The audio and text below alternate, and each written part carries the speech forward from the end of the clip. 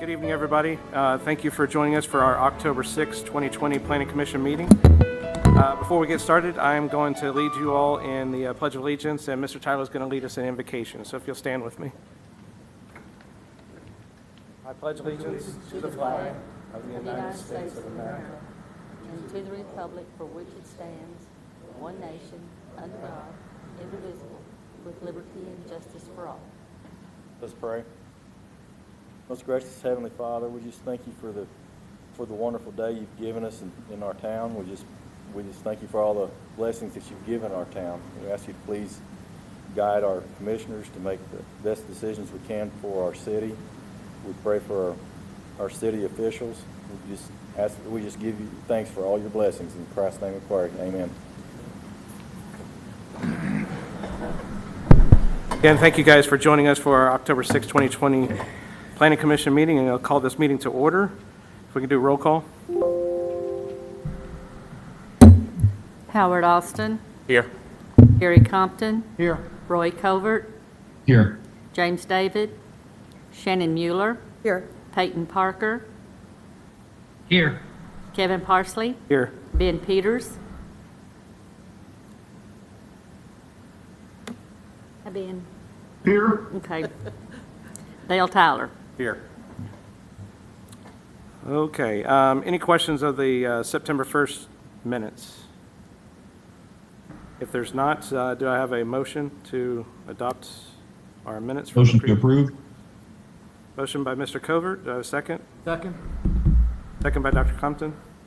All in favor say aye. Aye. Aye. Any opposed? All right. First section, what I want to cover real quick is there's a couple of items that we will not be hearing this evening on the agenda. L20-26 AMS, that is tabled per applicant. That's 3497 Wagon Wheel Road. We will not be hearing 20-35 RNS Harp Family, northwest corner of East Brown and Sharp Springs Roads. That is tabled per staff. 20-36 and 20-37. Both of these are Scout Enterprises, 8915 Brown Roads and 12899 Zion Road. Those have been tabled per staff. Then we have a Haberton PUD, R20-43, that's been withdrawn per applicant. On the replats, final plats for West Elm Estates, 20-05, that one was tabled per staff. And the last one is a waiver, 20-19 West Elm subdivision final plats on that. That's been tabled per staff. So those are some of the things that we will not hear this evening. First section that we do have on here is related to a public hearing piece on proposed street name changes for the newly annexed area, formerly Bethel Heights, Mulberry Lane, Onyx Avenue, Amethyst Avenue in Springdale. This will be presented by Patsy Christie. And once the territory for Bethel Heights was incorporated into Springdale, we went through to make sure or to see if we had any duplicated names because it creates a problem for emergency services. And as Kevin indicated, those three city streets are the ones that we have concerns with. Mulberry Lane and Onyx Avenue both are in Bethel Heights, and we're proposing to change those names. And Amethyst Street in Springdale would be the one that needs to be changed. Can you go to the next slide? So we are proposing to change the name of Mulberry Lane to Loganberry Lane, Onyx Avenue to Black Onyx Avenue, both of those being in Bethel Heights, and Amethyst Avenue in Springdale will become Opal Avenue. What we have tonight is a public hearing if anybody wants to make any comments about that. Otherwise, we would ask the Planning Commission to make a recommendation to the City Council, which it has to be done by ordinance in order to change those street names. So this is a public hearing if anyone has comments. Do I have any comments online? Okay. Do I have anyone in the audience here that has questions or comments? Okay, to the commission. I move that we forward these to the City Council for approval. To recommendation. That was his motion. Was that a motion? Yes, sir, please. That'd be my I'm motion to sorry. move to city council, recommendation to move to city council for approval. Okay, I have a motion by Mr. Covert. Do I have a second? Second. Second by Dr. Compton.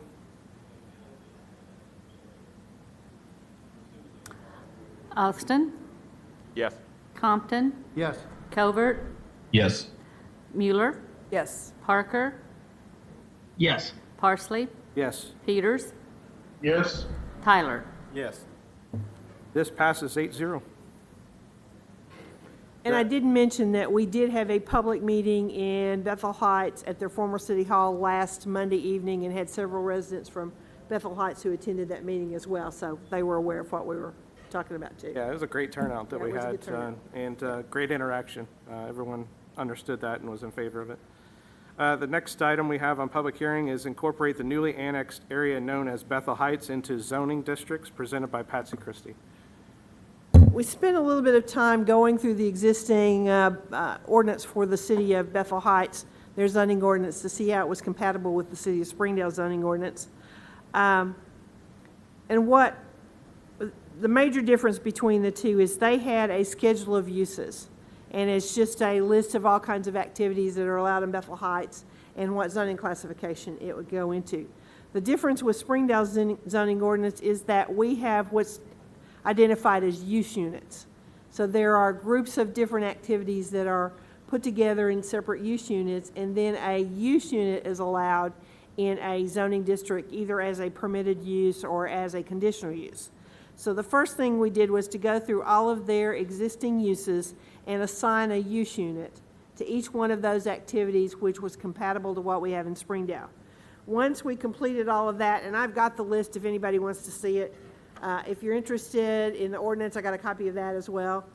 And then it did an analysis of each one of the zoning classifications that they had in Bethel Heights and how those would blend in with the zoning districts in Springdale. Not only just the uses that were the same, but are the lot sizes compatible and those kind of things. And so as a result of a couple of weeks of work, these are the recommendations that we're making to transition zoning from Bethel Heights into the Springdale zoning ordinance. I have to remind you that as property is annexed into the city of Springdale, it all automatically comes in as A1. One of the options that would have been available is to let every property owner come in and rezone their property individually, which could be very time consuming and it puts a hardship on the property owner. So we've come up with this way to convert them to an existing zone in Springdale. So as you see on this chart, the A1 zone stays the same. There's a little bit difference in the size of the lots. In Bethel Heights, the minimum was a 3-acre lot. In Springdale, it's only a 2-acre. There are a few things that were allowed in the Bethel Heights district that are not allowed in Springdale. Some commercial activities that we don't normally allow. Anything that's in existence in Bethel Heights in those areas right now will be considered to be non-conforming uses and would have to conform to that, and they can stay that way as long forever. If they shut down for 6 months, they can't open back up. They are also limited in a non-conforming use cannot be expanded more than 30%, and that expansion has to be approved by the Planning Commission in order to do that. Okay, so an R1 zone transitions to an SF1, an R2 transitions to an MF4, an R3 transitions to an MF12, an RMH transitions to an SF4. Their commercial zones, which were B1, would transition to a C1, and the B2 is actually supposed to be a C2. I think we got a typo on that chart. It's actually a C2. And the I1 transfers over to an I1.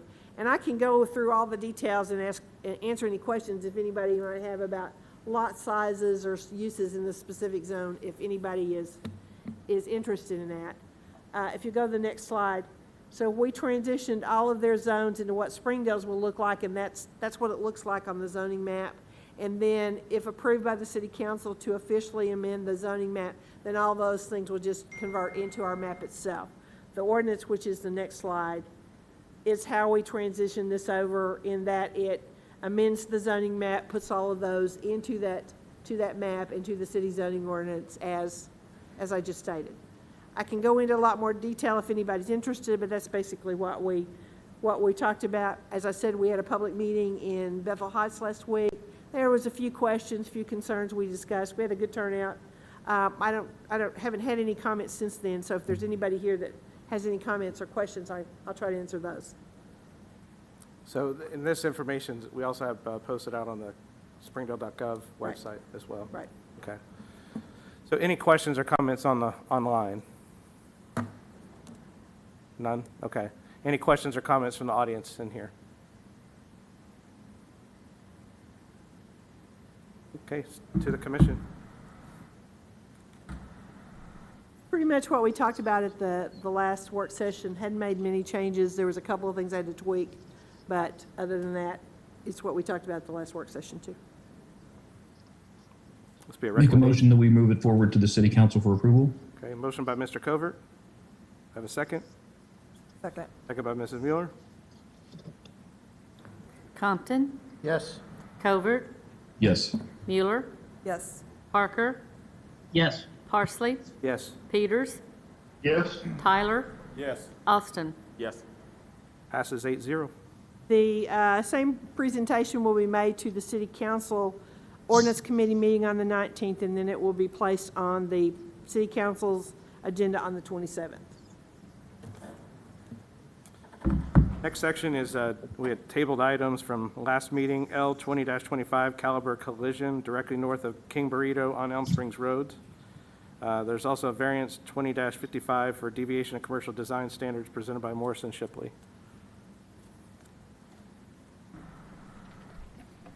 Good evening. My name is Dirk Thibodeau. I'm with Morrison Shipley. I'm representing the owner and Caliber Collision.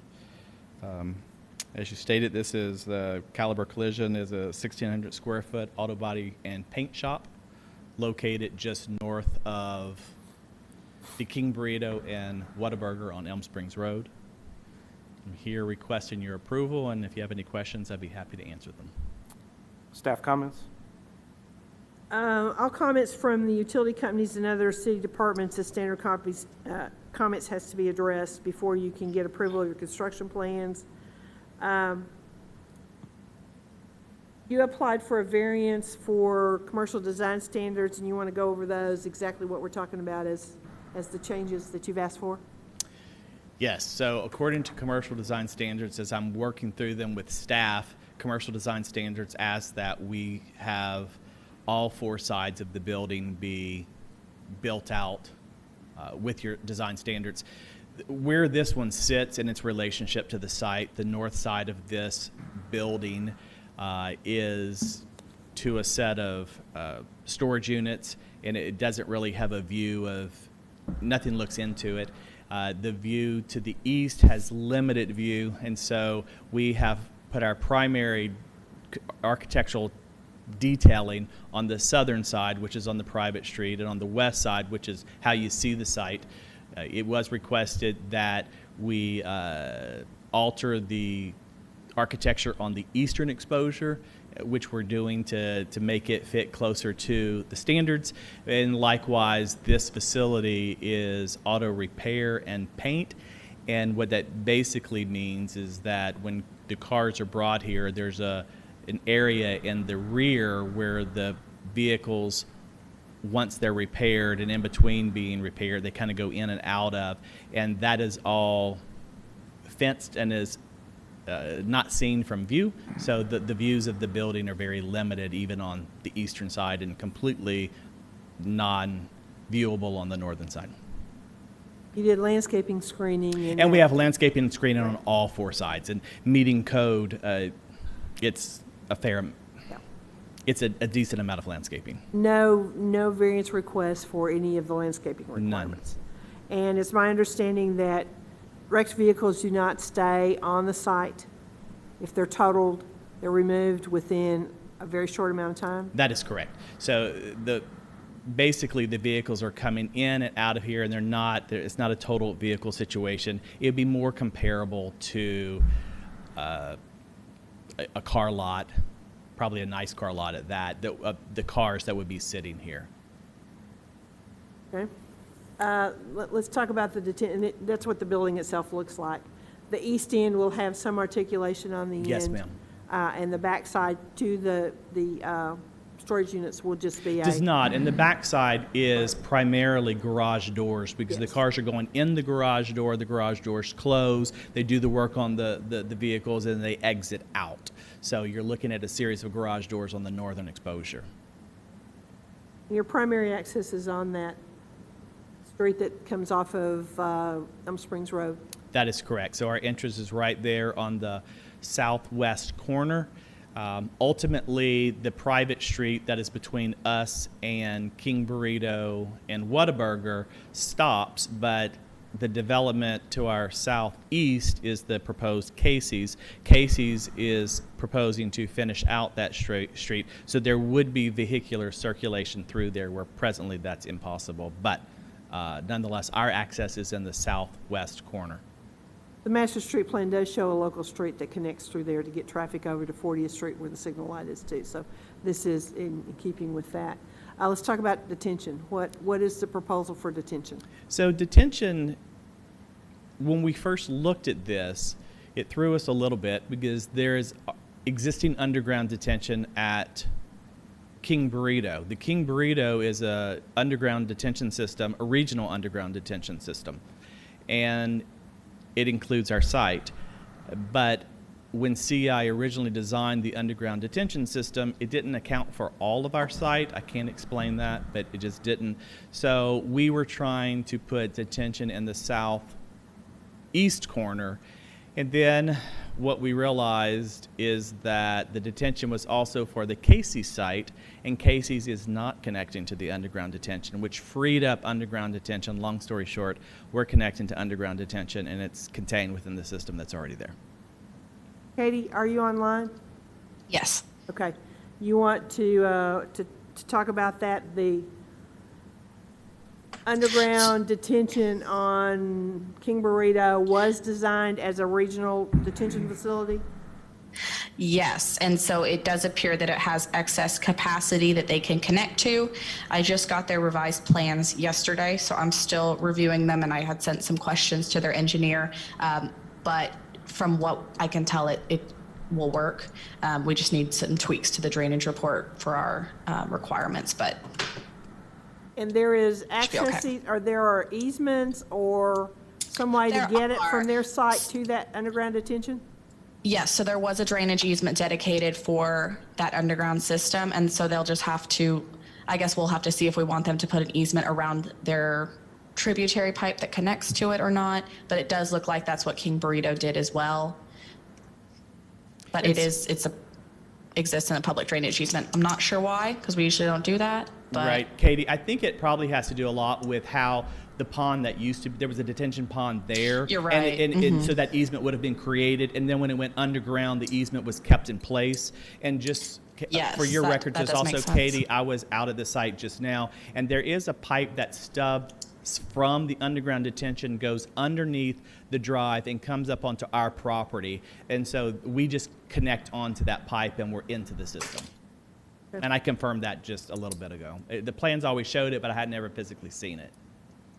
Okay, Katie, you had another comment that a handrail is needed on the retaining wall next to the parking lot. Did y'all work that out? I didn't review the plan set. I was just looking at the drainage report that I got yesterday, so I'll have to confirm that.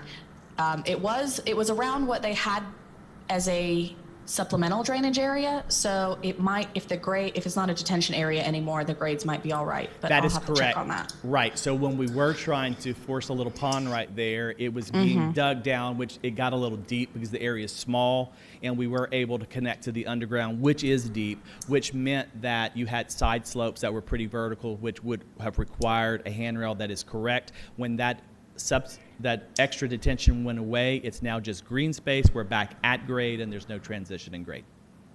Okay. So Katie, you're comfortable with moving this forward with them addressing these final comments?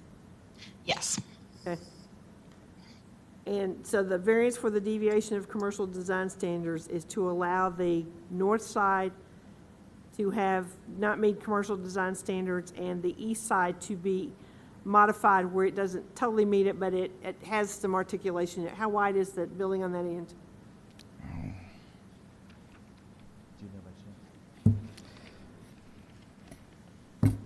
I can't answer that question. Is it I more than could- 100 feet? Building itself 100 feet? Sorry. No, it looks to be, oh, sorry, I can't answer that question. It's 95.3 feet. Okay, so we're okay as far as that's concerned too. Okay? What about the roof piece? They adjusted the roof heights to cover all of the air conditioning units, and it has the brakes. If you see, it has the brakes in those. There wouldn't be one required on the east or west end because it's not 100 feet, but the south side would have those extended roof pieces too. As far as containers or anything on the outside for the trash receptacles and things like that, is They there? We do have a dumpster. The dumpster is completely screened, Okay. and there are no other storage areas that are visible. Everything else is contained. Nothing to be stored outside. It's not zoned for outside storage, and the dumpster met the requirements. Okay. Austin, are we missing anything? That should be everything. Anything else, Patsy? All right. Any questions or comments from the audience? Do you have any questions online? Okay, it's to the commission. We have the What variance. is the height of the, I'm sorry, go right ahead. We have the variance request for this one separate, okay? I had a question about the fencing, if I can ask that now, or would you like me to hold that until we're moved through the variance? Go ahead and ask your question if you want to. My question to the gentleman is, what is the height of the fence on the eastern and northern sides of your property that's going to shield it from the back of the houses and the units? It's 6-foot wood privacy fence. With trees to create And that what is the canopy. height of the building on the eastern side at its top and northern side at its top?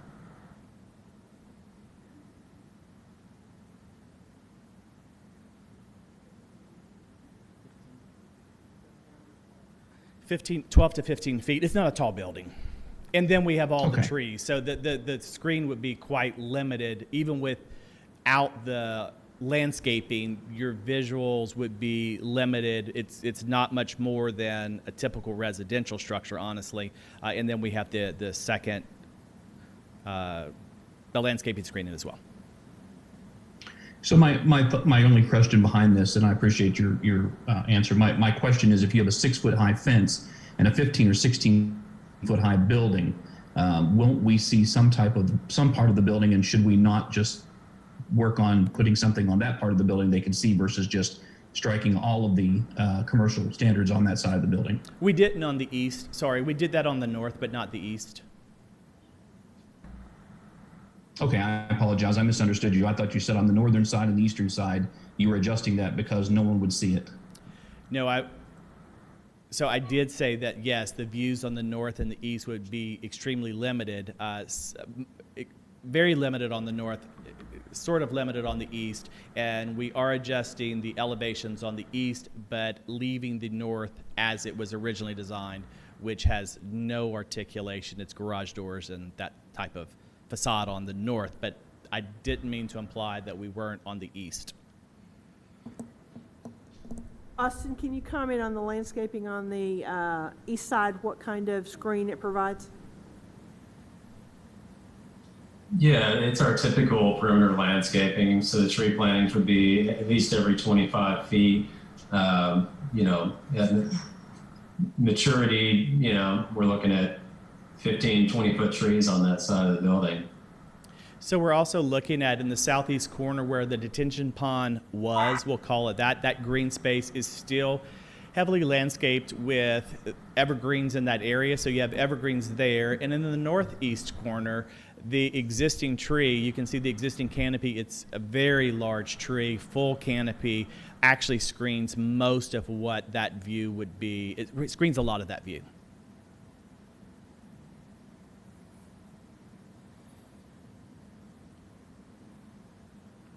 Roy, any other questions? Taking all four sides of the building together, what percent of the building is premium material and what percent is metal panel?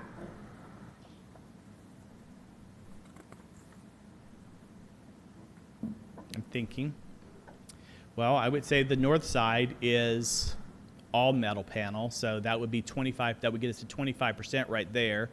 So I would probably say 30% metal, 70% articulation that you see on the sides that we're looking at the screen presently. Okay, so we're not below the 50% threshold. We're just putting it on the sides of the buildings that it matters more than on the north side. Is that? Yes, sir. Forgive me, maybe you answered this and I just didn't hear it. Did you say there is tree landscaping on the northern side that will at least give us a break between the what's there today and what we see? Yes, there are substantial trees on the northern side. In fact, there are trees on all four sides of this that I classify as substantial because they're you have a fair amount of plant material here, and it's a diversity of plant material as well. So it's not one particular species. So you have a good screening mix. Some of even the smaller trees provide great screening because the canopy is a little bit lower. The evergreens give you the winter screening. So there's a diversity of planting that I'm confident that the views into this facility are very desirable. Thank you. I guess I just want to confirm that the elevations that are in the packet are not, they are old, they're not correct, right? Yes, that is correct. Or they're mislabeled or something, because I can't, the view that's on the screen right now is if I'm standing from the southwest corner, is that right? That's correct, Ben. Okay, gotcha. Yeah. Okay, this looks a lot better than what was in my packet, so I just want to make sure. Thank you. So we'll make those changes to the packet or what's published on all of this when we review minutes and things like that, or will it just be the same? Well, we don't normally put the pictures in the minutes themselves, but they will be in the packet itself. We Okay. can send them out to you, yes. Okay. Any other questions from the commission?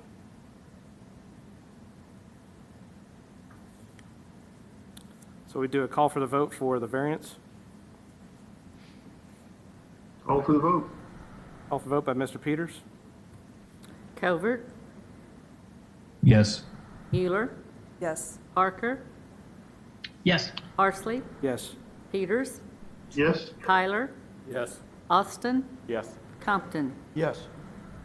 Variance passes 8-0. And large scale, do I have a motion? Motion to approve, subject to staff comments. Motion by Mr. Peters, do I have a second? Second. Second by Mrs. Mueller. Mueller, Yes. Parker, Yes. Parsley, Yes. Peters, Yes? Tyler, Yes. Austin, Yes. Compton, Yes. Covert. Yes. Large scale passes 8-0.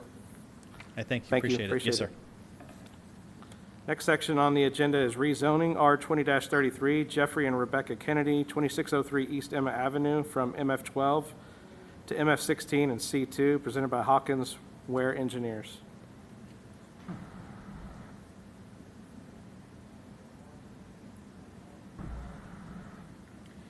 Hello, my name is Blake Peacock with Hawkinswear Engineers on behalf of the owner for this project. Okay, yeah, can you pull that mic up a little? Yeah. Thank you. Appreciate it. Staff comments on this one? The adopted comprehensive land use plan indicates commercial use for the area. The rezoning request is in keeping with the following goals and policies of the comprehensive land use plan is recommended for approval.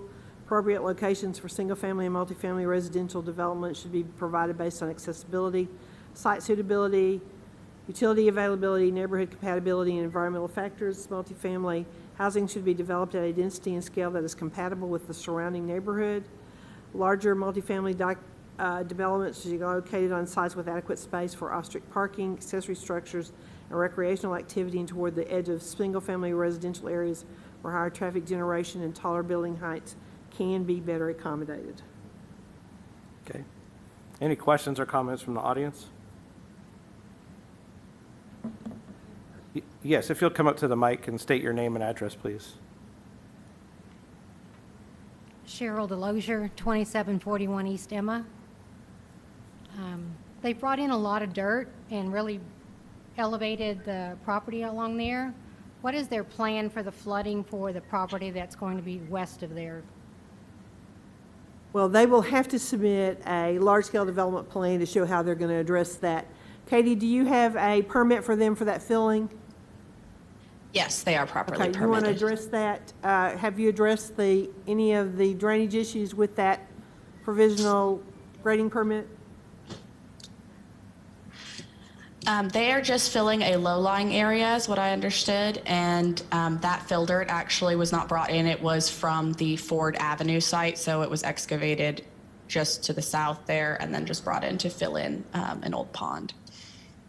So is the material being brought in suitable for development to fill in that pond, or is it only going to become a parking area? Because the material they put in there looks a little bit sketchy for putting a building on.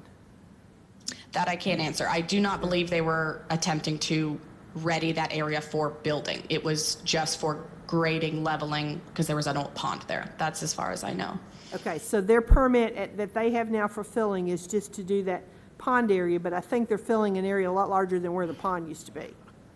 At least when I went out there and looked at it, it looked like quite a bit of the site hadn't been filled. The owner came back to me and we amended their grading permit for a larger area for Okay. spreading that dirt out. Okay, how much of an area can they fill on? Do you know? His permit is open for his entire property. Okay. So my concern is that the land behind me is going to continue to flood. It already does in the past because they've filled more than a pond, and everything west of there is going to hold that water that used to be sitting there, plus whatever water usually lands there. So, Okay. All I can tell you is that is an issue we normally address with a large-scale development plan, and that's not an issue that we address with the zoning of it, because they will have to come back with a plan that shows how they intend to, what they're going to put the number of units on, how they're going to have to do detention and all that on that site. Katie, do you have anything to add to that? I guess I'll just say that, with the Ford Avenue project that is coming into the south there, there is storm sewer, so we are in the process of addressing the drainage in that area. But like you said, the drainage for that specific property will have to be addressed in a large-scale development. And they will have to provide for detention on site that picks up any water that comes onto that site and detain it on site and not release Yes. it at any higher volume than what it is before development, correct? Yes, they are not permitted to put any development that will increase the flow that is currently there. They have to mitigate for that excess. thank you. Thank you. Any other questions or comments? To the commission? I just want to get a comment in the record that, I don't know, Patsy, when I looked online at this with the land use map that we have, I think that we show most of this area as commercial development, but I think that I would vote in favor of this rezoning, given that it's not a lot of frontage on Emma, but I do think it's worth noting that this is near a lot of industrial commercial area, but the majority of this site looks set back away from that. So that's why, I just wanted to provide that justification for my vote. And the property to the south is zoned, well, the next rezoning is that property to the east of that's C2 now. They're asking to rezone that one to MF16. And you'll see that the property to the south, there's a lot of that density in that area already. Yes, I think it makes sense for this area south to go, residential. I would just probably anything closer up towards the rest of that commercial industrial, I probably would not be in favor of. I just want to get that down. And where does Ford come across? Does it come across this property? On the very south side.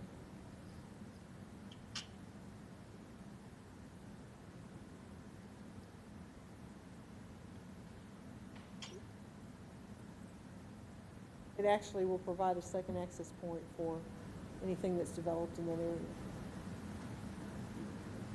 That's the next one. After this one, we got to take action on this one first. Any other questions or comments? This will be a call for the vote. Call for the vote. Call for vote by Mrs. Mueller. Parker, Yes. Parsley, Yes. Peters, Yes. Tyler, Yes. Austin, Yes. Compton, Yes. Covert, Yes. Mueller. Yes. Rezoning passes 8-0. Staff will prepare the ordinance to go to the council on the 27th. And the next one that goes with that is R 20-44. You'll notice that we got out of order as far as the numbers on that one, but because these were in close proximity. Heartland Bank Liquidation Trust, south of East Emma, west side of Huntsville, from C2 to MF16, presented by Hawkinswear Engineers.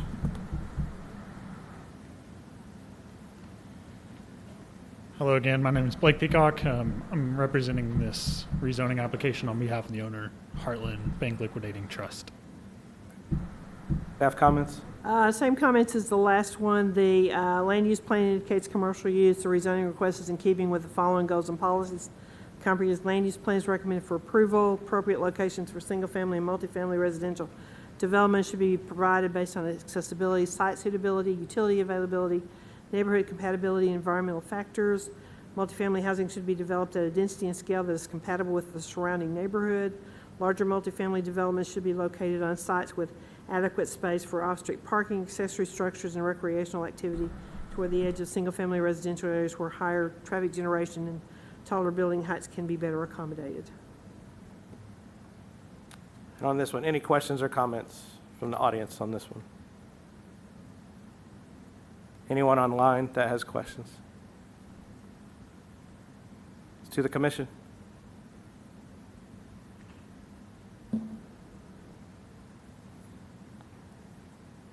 If there's no questions, this will be a call for the vote. Call for the vote. Call for vote by Mr. Compton. Parsley, Yes. Peters, Yes. Tyler, Yes. Austin, Yes. Compton, Yes. Covert, Yes. Mueller, Yes. Parker. Yes. Rezoning passes 8-0. Staff will prepare the ordinance that goes to council on the 27th. Next item, R 20-34, Homestead AB LLC, 5331 East Robinson Avenue, from a PUD to a SF2, and SF2 to a PUD, presented by ESI. Thank you, Mr. Chairman. Jason Apple with ESI. We're requesting to rezone this 83-acre piece of property from PUD and SF2 to PUD. We're looking at 332 units on this 80 acres. We do have a development plan in place. Looking at just creating another, cottage type development. It's generally 50-foot wide lots, about half front load, half rear load. And I'll answer any questions. Staff comments? The rezoning request is in keeping with the following goals and policies: protect the positive aspect of neighborhood character, ensure adequate land allocation for residential purposes, and encourage the development of a variety of housing types. This one's going to take a little bit because we've got to go through all the details of the PUD itself, because this is as close to contract zoning as we get. It is an 83.4 acre tract that is going to be developed in its entirety as this PUD. They're proposing to develop it in 4 phases. Y'all correct me as I go through this if I miss something, okay? Kathy, can we stop switching the slides? Can we go back to the aerial view? Okay. Thank you. Okay, we'll get there in a minute, okay. Let me get over to the next page. The development strategy is to build 322 single-family residential lots and 1 commercial lot along Highway 412 at the north end. It will have access to both 412 and Don Tyson Parkway. The project has 3 general types of residential lots, which will be front-load lots. These lots are similar to conventional subdivision lots with a front-load garage accessing a public street in the front of the home and a private backyard behind the house. The typical lot size is a 50-foot wide by 115 to 120 foot deep. There will be rear-load lots. These houses have rear-load garages accessing alleys behind the houses. Houses face a public street or pedestrian courtyard in front of the house. Typical lot size is 50-foot wide by 110 to 150 foot deep. And a third type of lot, which is a collaborative lot. These are similar to rear-load lots with a rear-load garage accessing an alley behind the house and a public street in front of the house. However, each collaborative lot also has a backyard area on the opposite side of the alley from the house. The typical lot size is 50 foot wide by 200 feet deep. And how many lots are there in that group? 5? Okay, we have 5 lots that's a little bit different.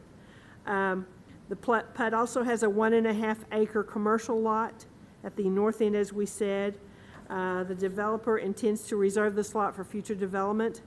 The development, when it occurs, will be subject to city review and approval of a project as a non-large-scale development and subject to commercial design standards. So the covenants that we see on this PUD will just simply say that for the commercial lot, it has to meet commercial design standards. Keep in mind, once a PUD is approved, there are no variances or conditional uses, so they have to meet commercial design standards as we move forward. The permitted uses in the cottages at Clear Creek, in the commercial or in the residential areas, it will be cultural, recreational, and health facilities, single-family dwellings with a model home or a temporary marketing office they're proposing for the different phases. In the commercial uses, the uses that will be allowed will be offices, studios, and related services, eating places as a use unit 17, neighborhood shopping goods, other shopping goods, and a healthcare clinic. The total amount of 332 single-family lots on 84.3 acres equals 4 units per acre, which is a low-density residential development. They have provided 17 acres of open space, which is 20.4%. The minimum required in a PUD is 15%, so they are exceeding the open space requirements. As we said, the front load lots will be 50 by 115 to 120. The rear load will be 50 by 110 to 115. The collaborative lots will be 50 wide by 200 deep, and 1.5 acres is available for commercial development. The lot setbacks in the front load will have a 25-foot front, 5-foot interior side, 10-foot exterior side along a street right-of-way or corner lot, and a 20-foot rear. The rear load lots will have 15-foot front, 5 interior side, 10 on the side adjacent to a street, and 25 in the rear. The collaborative lots will have 15-foot front, 5-foot interior, 10-foot exterior along a right-of-way, and the rear 25 feet from the alley right-of-way. All commercial building setbacks, all sides will be a 20-foot setback. They are prepared to have a concept and a narrative that indicates that the developer will have it. The front setbacks are designed so that there will be 25 feet, ensuring sufficient driveway between the garage and the street to avoid blocking the sidewalk. I don't read all the words to you if you want me to, but I'm going to hit the highlights of things that really make this one work. Each house is required to have an attached garage with capacity for at least 2 vehicles. Garages are prohibited from being converted to living space. The covenants provide requirements for an accessory structure to be placed on the lots. Driveways for all homes have to be at least 18 feet wide to ensure 2 cars can park side by side on the driveway. This, combined with a 2-car attached garage, will provide off-street parking for at least 4 cars at each home without blocking the sidewalk. There will be no duplexes, triplexes, or multifamily uses allowed in this development. The covenants, which will be made a part of this PUD document, indicates the type of materials, building materials, what they're going to look like. All of that is included. The requirement is that the exterior building material for all of which will be required to be high-quality, upscale materials. The first floor up to the second floor plate of each home will be 100% brick, stone, or manufactured stone with no siding. The primary building materials will include brick, stone, manufactured stone, wood, and concrete siding such as Hardy brand. Vinyl siding will be allowed for eaves, soffits, accents, or other similar applications. The developer intends to build and sell the homes or sell to individuals or home builders. They intend to operate a temporary sales office in up to 4 model homes at one time in the development, with no model home to be operated for more than 3 years. The covenants, which is made part of this, goes into the specific locations, materials, minimum and maximum heights for fences, requiring trash containers will be required to be stored out of sight, and all yards will be maintained in an orderly manner. I think the covenant said the grass can't be any taller than 6 inches, so it has that designated in it. The amenities to be provided will include 2 pedestrian courtyards, neighborhood green space in front of a group of the rear load houses. This would be, the courtyards are substituted for the streets, which would be typically built in this location and provide a completely unique look and feel for these homes not available elsewhere in Springdale. 20% of the development is reserved as neighborhood greens, 30% more than required by the district regulations. Much of the green is located across the middle of the subdivision where it is easily accessible to all the residents. The developer will install several types of low-impact development features within the common open space, bioretention basins, rain gardens, native plantings, and impervious pedestrian paths. These practices help to improve infiltration, create natural amenities, improve water quality, and convey stormwater in an appealing way through neighborhood open spaces. The LID practices will be implemented in open spaces where residents can engage with them and where they can improve the overall appearance of the neighborhood. The developer will install a playground with seating areas in the large green space area located at the northeast corner of the subdivision. An image of that play structure and size and type is proposed at the same Cottages at Clear Creek is attached, and I didn't get a copy of that playhouse. Okay, you'll send me one because you're still in the design work. Okay. Okay, I think we'll it have was- that by the time we get to council. I think it was in the initial package that we sent. Okay, I didn't find it, but I'll go back and look we at have it. it and we can get it to you. No problem. Okay, okay. The home builder will install 1 tree per lot during construction. Installation of the tree is a requirement prior to issuance of the certificate of occupancy. Developer will install trees and landscaping in common areas and in curb islands where on-street parking is provided as shown on the landscaping plans. The builder or the developer shall provide a standard 1-year warranty for each trees, and they specified the types of trees that would be allowed. And I'm not going to tell you what the names are other than there's an elm, a red oak, a Schumert oak, a little leaf linden, and a Chinese pistache. I can't tell you the other names. Typical street trees. Okay. Yep. The primary streets along the front of the houses are proposed to be constructed within 46 feet, within 46-foot wide right-of-ways, and will be 26 feet wide, measured from back of curb to back of curb. This is meeting the master street plan standards for high volume or low volume? It's the high volume. High volume, okay, that's what I thought. Rear alleys will be generally 16 feet wide with no curb and gutter within the 16-foot wide rights-of-way. Rear alleys for homes that face pedestrian courtyards will be larger, measuring 20 feet wide with no curb and gutter within the 20-foot wide rights-of-way.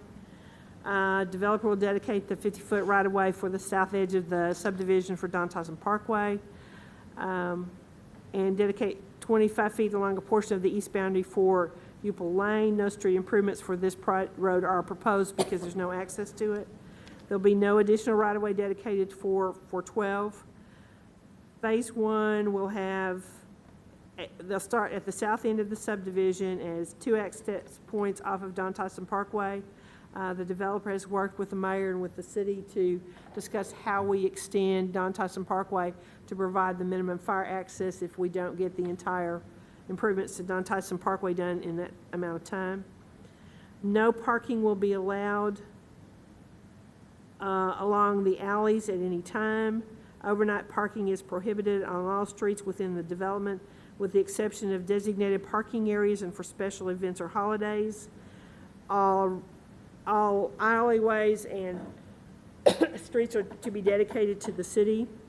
They will have 2 monument signs, one located west of the western Don Tyson Street access point and the other at the entrance near the south end of the commercial lot. They're actually dedicating 2.2 acres of right-of-way for Don Tyson Parkway and Upel Lane, so that's part of the calculations. It includes 17 acres, as I said, of neighborhood open space. It is anticipated that they intend to start construction as quickly as possible. Once the PUD and construction plans are approved, it is anticipated that construction of infrastructure in Phase 1 will be completed within 18 months of approval of the PUD, with infrastructure in an additional phase completed each subsequent year until project is complete. Infrastructure for all 4 phases is anticipated to be completed within 54 months of PUD approval. Phase 1 will be built first. Based on demand, additional phases can be constructed concurrently with Phase 1.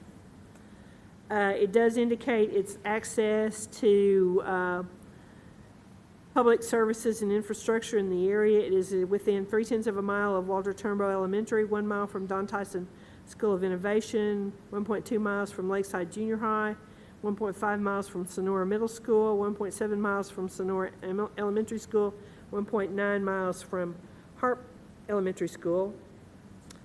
Then in the covenants themselves, that is part of this, indicates how the membership of the POA will be set up, how the assessments will be placed on each of the lot. There is an initial assessment made on each lot and a regular assessment. The dollar values haven't been assigned, but they'll work through those, and we'll have those worked out by the time we get to council. It identifies the duties and powers of the association in maintaining all the common areas, indicates the rights that people have in the common areas and how the common areas will be maintained. It indicates that lots may only be divided or split for residential development except for the one lot. It also creates an architectural control committee that will be responsible for reviewing all the plans for each of the structures to be built in the PUD, and once that approval is given by the Architectural Control Committee, then it comes to the city for the city to see that it is in keeping with the PUD and can move forward with it. It states that no building can be closer to the street than the minimum building setback. It talks about the same materials that we just talked about. Indicates how extensions or additions to the existing structures can be done. Again, has to have the Architectural Control Committee's approval before a permit can be issued or the city reviews it. Discusses surface drainage, the garages and detached structures and storage buildings. No carports are allowed on the side, rear, or front yards of any lots. Each garage shall be fully enclosed and contains a full-length overhead-style door, not to be converted to any other use. All garage doors are to be kept closed when not entering or exiting the garage. That one will be a tough one for me because I'm really bad about leaving the garage door open, so that's an issue for me. Temporary structures, what is allowed, no trailers, mobile homes, tents, construction shacks, or other outbuildings can be erected. The developer will have one construction, not a shed, I don't like that term, construction building. There we go, okay. Indicates that fences can be no taller than 6 foot, and how they can be built. They have to be wood privacy fences with vertical boards, not horizontal, and no chain link fences. Wire, hog wire, other similar materials are permitted. The mailboxes, there will not be individual mailboxes on each lot. They will have centrally located or community mail facilities. No signs are allowed in any area except the standard property for sale, signs for real estate, those kind of things. Can't have any businesses in any of the homes. Indicates about, we talked about parked vehicles, how long they can be in each location. The POA reserves the right to fine property owners for not conforming to the covenants, and have the ability to file liens on the properties if an issue continues, something's not maintained. They will give them a 15 days notice, and then they go have the grass or the weeds or whatever taken care of, put a lien on the property. No boats, trailers, recreational vehicles are allowed in the subdivision unless they are fit entirely into a private garage. Construction material cannot be stored on a lot for 30 days prior to the commencement of the construction. No garbage dumping, and then we talked about the model home and construction facilities that we have. Very extensive covenants and regulations for this PUD. There's more details if anybody wants it, but that's a highlight of what's in there. Okay? Thank you, Patsy. Any questions or comments from the audience? Anyone online that has questions? Okay. To the commission.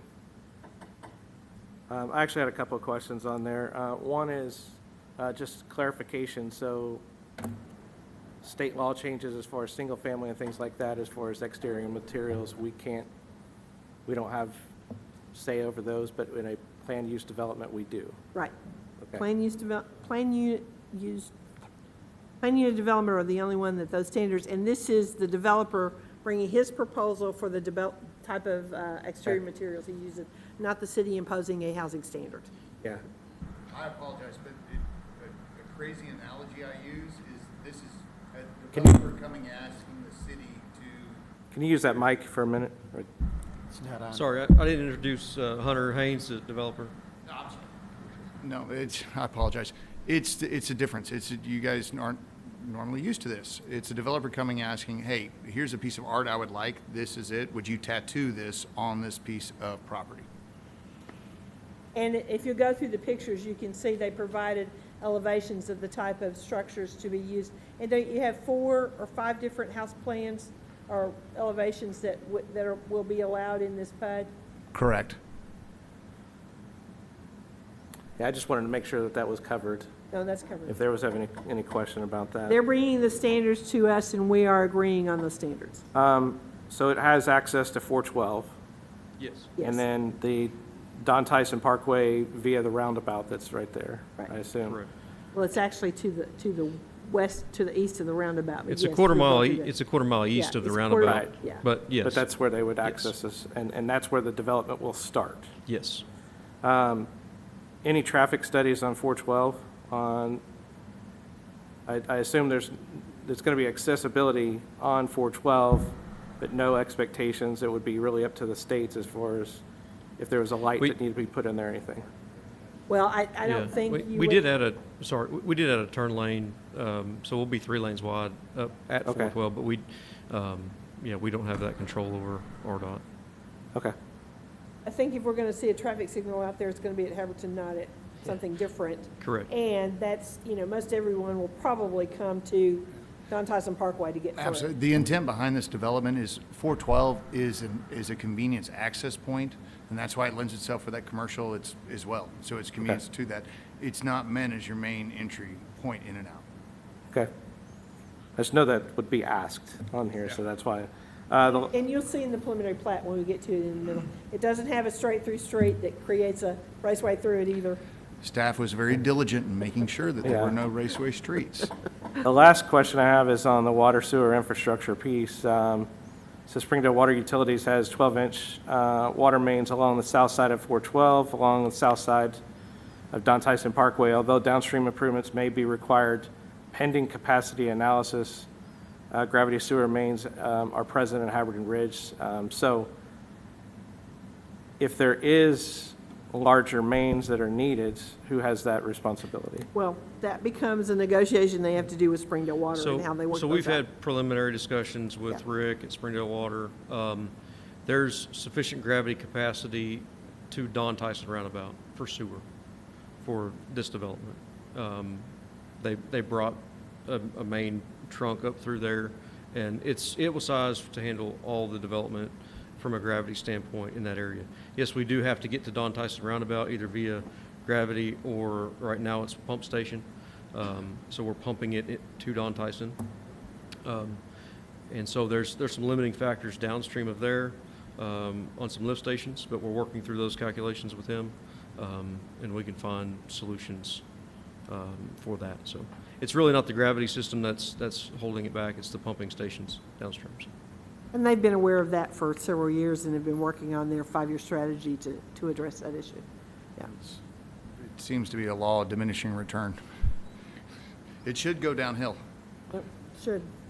Yeah, I mean, but these are big hidden costs potentially on here that I just wanted to. But the first thing they were told is go see Springdale Water and We figure that out understand, first. as a developer, we understand what we're dealing with Springdale Water. Yeah, okay. We've had those discussions and we continue. Okay, thank you. That was all my questions. Any other questions from the commission? If not, this is a call for the vote. Call for the vote. Call for vote by Mrs. Mueller. Peters, Yes? Tyler, Yes. Austin, Yes. Compton, Yes. Covert, Yes. Mueller, Yes. Parker, Yes. Parsley. Yes. Rezoning passes 8-0. Staff will prepare the ordinance that goes to council on the 27th. Thank you. We will have the covenants prior to that. I know. Thank you. Next item, R 20-38, Ann Dalton, 1708 Lowell Road, from C2 to SF2, presented by Ann Dalton. You still got the preliminary plat, so don't leave. I'll get to it quickly, so. Okay. Hi, I'm Ann Dalton, and I'm here to request the property. I inherited my mother's house when she died, and it is zoned C2, and I want to get it rezoned to SF2 so that I can remodel it and move into it. It's been a house there since 1956. Great. Staff comments? And I'm not really sure when it got zoned to C2. Did your parents have it rezoned? No, it was agricultural forever, and then north of us, they started building stuff, and it went to commercial, and then across the street went to multifamily apartments, whatever that is. And we just had totally forgotten it was done C2 so long ago. Yeah. I couldn't find any record. I mean, when I started, it was C2, so I don't know what happened before that. So, I think I was probably in high school. Since we started this very young, I know we were at least in high school. That's right. The adopted comprehensive land use plan shows low-density residential use for the area. The rezoning request is in keeping with the following goals and policies. The comprehensive land use plan is recommended for approval, protect the positive aspect of neighborhood character throughout the city, ensure adequate land allocation for residential purposes by providing lots of adequate size, encourages development of a variety of housing types appropriate to the size and income of all households living and working in Springdale. Any questions or comments from the audience? Anyone online? Okay. It's to the commission. Call for the vote. Call for vote by Mr. Covert. Tyler, Yes. Austin, Yes. Compton, Yes. Covert, Yes. Mueller, Yes. Parker, Yes. Parsley, Yes. Peters. Yes. Rezoning passes 8-0. Staff will prepare you. the ordinance that goes to council on the 27th. Thank you. Next item, R 20-39, Don Velastun, 2901 Chapman, from A1 to C2, presented by Aaron Karimi. Actually, it's Don Blostein presenting. Okay. I'm not sure how Aaron even got on there, but he's my manager. We are just looking to rezone from agricultural to commercial where we're at. We've got 2 commercial buildings on there that have been there close to 50 years and didn't even realize it was agricultural, so. It's been commercial a long time. It is. It has, yeah. Staff comments? The comprehensive land use plan, though, indicates low-density residential use for the area. The rezoning request is in keeping with the following goals and policies of the comprehensive land use plan is recommended for approval. Improve the city's economic base and tax structure through the promotion of healthy, stable commercial concentrations. Encourage the development of small-scale neighborhood and retail service uses at intersections of collectors and arterial streets and at the end of logical neighborhood areas or within neighborhoods where suitable sites exist and conditions are appropriate to balance compatibility with convenience. Any questions or comments from the audience? Any questions online? Mr. Chairman, just a quick thought. I don't know if there's something maybe legally that Sarah can advise us if this is incorrect or unable to be done, but on these type of scenarios where there's nothing. Roy, we lost you. Change your administrative process going forward, not make the folks have to come in and go through the whole process, but something as simple as this. Can you repeat your question again? I'm sorry, you cut out on us. Roy, we can't hear you.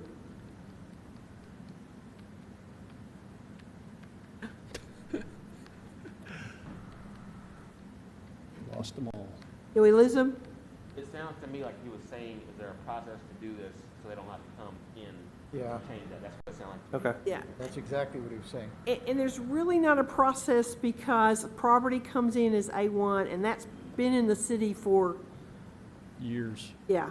And until the property owner comes forward to rezone it, we don't normally go through and, now, there are ways that the city council or the planning commission could initiate that if we wanted to, but that's not traditionally how we do it, so. And you brought it in because you want to expand your building. Yes. Right. And that's usually when we Yeah. find out that it wasn't zoned like it needed to be. But, I mean, I can talk to the city attorney and see if there's some other way we can come up with something. But right now, I don't know of any other way to do it except like this, so. Or what we just did with Bethel Heights and that whole Right. piece on it, so. And if we, if we had a whole area, we could do it at one time. But this has got kind of a mixture of residential and commercial and all Mr. kinds Chairman, of I'm not things. that's sure been going on if all something the has happened to the audio, but the folks online have lost all sound. Their chambers is muted, as Sarah May brought up. time. Okay, are you back where you can hear us now?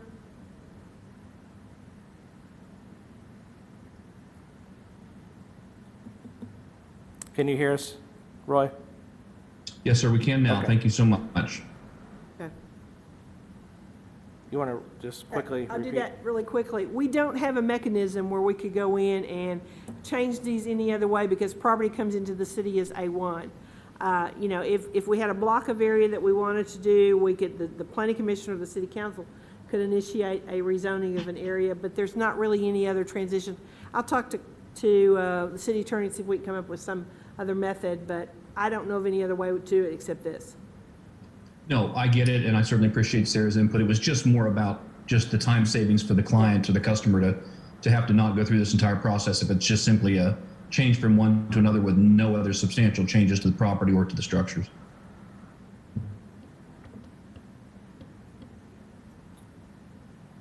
Thank you. Any other questions or comments? This be a call for the vote. Call for the vote. Call for vote by Dr. Compton. Austin, Yes. Compton, Yes. Covert, Yes. Mueller, Yes. Parker, Yes. Parsley, Yes. Peters, Yes. Tyler. Yes. This rezoning passes 8-0. Thank you. Thank you very Staff will much. prepare the ordinance that goes to council on the 27th. Next item, R20-40, Sierra RE LLC, 693 and 777 White Road from C2 to C5, presented by Ben Israel. I'm Ben Israel. This is for property that was formerly the Northwest Arkansas Community College on White Road. These two parcels are about 3.98 acres. We have a signed lease depending upon the rezoning capability with Responsive Education Solutions. They have 80 charter schools in Texas. They have 142.6 million in revenue. They're a very strong company. They have 4 charter schools in Arkansas, 2 in Bentonville, and this will be the first one in Washington County. Particularly this one would be a high school. They have 5 different opportunities to help students, all the way from preparation for college, all the way down, not down, but the other option is they can help students who are struggling just to get through high school. And they love this location because it's about halfway between the 2 schools, 2 high schools in Springdale. Staff comments? The reason we're coming in with a zoning change is because NWAC has been out for more than a year and a school is no longer allowed as a conditional use, or permitted use in a C2. So we're asking to rezone it. The adopted comprehensive land use plan indicates commercial use for the area. The rezoning request is in keeping with the following goals and policies of the comprehensive land use plan is recommended for approval. Improve the city's economic base and tax structure through the promotion of healthy, stable commercial concentrations, assure adequate land allocation for commercial areas of sufficient size and in proper location, and encourage development of a wide range of commercial developments for the residents and tourists to include neighborhood, community, and regional centers. The reason we went for C5 instead of an I1 or a P1 was because there are other commercial uses going to be in the building in addition to the school, correct? There's one unit of that building is leased to a chiropractor. Yeah, okay. And so you could put that in a P1, so that's why it went to a C5. Thank you. Any questions or comments from the audience? Any questions online? Let's do the commission. Call for the vote. Call for vote by Mrs. Mueller. Compton, Recuse. Covert, Yes. Mueller, Yes. Parker, Yes. Parsley, Yes. Peters, Yes. Tyler, Yes. Austin. Yes. 7 yes and 1 recuse. This rezoning passes. Thank you. Does he need to? Staff will prepare the ordinance, goes to council on the 27th. Sorry, I have to Okay. write myself a note so I wouldn't forget No, something. that's all right. Next item, R20-41, Mcrich LLC, intersection of West Apple Blossom and North Graham Roads from C2 to an I1, presented by Bill Mclard. Actually, Bill's not making the presentation. We have Okay. representation for Mr. Will Kelstrom to represent the applicant. Good evening. So as Patsy just said, I'm Will Kelstrom and I represent Mcrich LLC, which is the applicant on this rezoning. So the property is 91.5 acres located south of Apple Blossom Road and west of North Graham Road. The applicant is requesting to rezone 81 acres to I1, and he's planning to leave a buffer of C2 on the east side of the property next to Walden Street. This buffer would be a 300-foot strip, and the buffer would include the approximately 120-foot right-of-way for the proposed Dixieland extension, which all told would have a 420-foot buffer between those houses and this property. So, although the proposed use for land isn't necessarily relevant for the strict purposes of rezoning, I think that it's nonetheless notable here. The buyer is working on a large project which would have a Fortune 500 company using the majority of the parcel for a massive warehousing and distribution operation. A large workforce, of course, would be necessary to operate this facility. In other words, this rezoning has the potential to be a substantial job creator and an economic boon to the city of Springdale.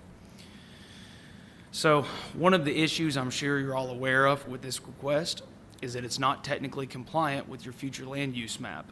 The future land use map calls for this area to be a low-density residential neighborhood. However, this future land use plan is around 8 years old and the area has changed since. It is now near the intersection of existing I-49 and the planned route for the 612 bypass, which was finalized after this plan was made. Moreover, the plan does not reflect changes in the zoning immediately across the city boundary in Lowell. On the other side of Apple Blossom, land is zoned predominantly commercial and business park. It's for these reasons, among others, that planning staff has recommended approval of this item. As for the current zoning, there's some uncertainty in the market as to the viability of this parcel as a C2 zoning district. The majority of commercial development in Northwest Arkansas has taken place on high visibility parcels along the interstate or otherwise along major 5-lane commercial corridors. So if you look around this parcel, Apple Blossom and Graham are currently 2-lane roads, and even Dixieland Road, which is proposed to come by on the east side, is proposed to be a 3-lane road. If you look on Springdale's master street plan, all these are shown as merely collector streets. It is unlikely that any of these roadways surrounding the property would have the traffic to support a commercial zone this big. And as we all know, future potential for commercial development is always limited by traffic counts. So lastly on this point, the limiting effect of commercial development The limiting effect that traffic has on commercial development seems to be something that is contemplated by Springdale's zoning code, which provides that C2 zones should be located at major arterial intersections. So as a last point, as with all rezones, when an exciting development is proposed, there's always a concern that the project falls through. However, irrespective of whether this proposed project ever comes to fruition, I still think this land is prime for an industrial park.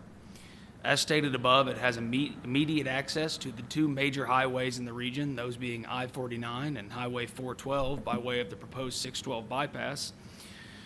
The proximity to these highway corridors, I think, alone would make this a prime location for a distribution and fulfillment center, which is one of the uses allowed under I-1. However, in addition to that, the parcel is sufficiently large and the nearby residential density sufficiently low that whatever use may come of this parcel has little chance of encroaching upon or disturbing neighboring residences. To that end, I'll point out again that the applicant is asking that a 300-foot strip of commercial be left on the east side in addition to the 120-foot right-of-way of Dixieland Road. And this would be in addition to the fact that the lots on Walden Street are about 300 feet deep. So to sum all this up, this is one of the very few lots left in Northwest Arkansas that has this sort of size for buffering to neighboring uses and this sort of proximity to major highways. In my mind, this is a perfect mix of factors that make this property prime for a light industrial use.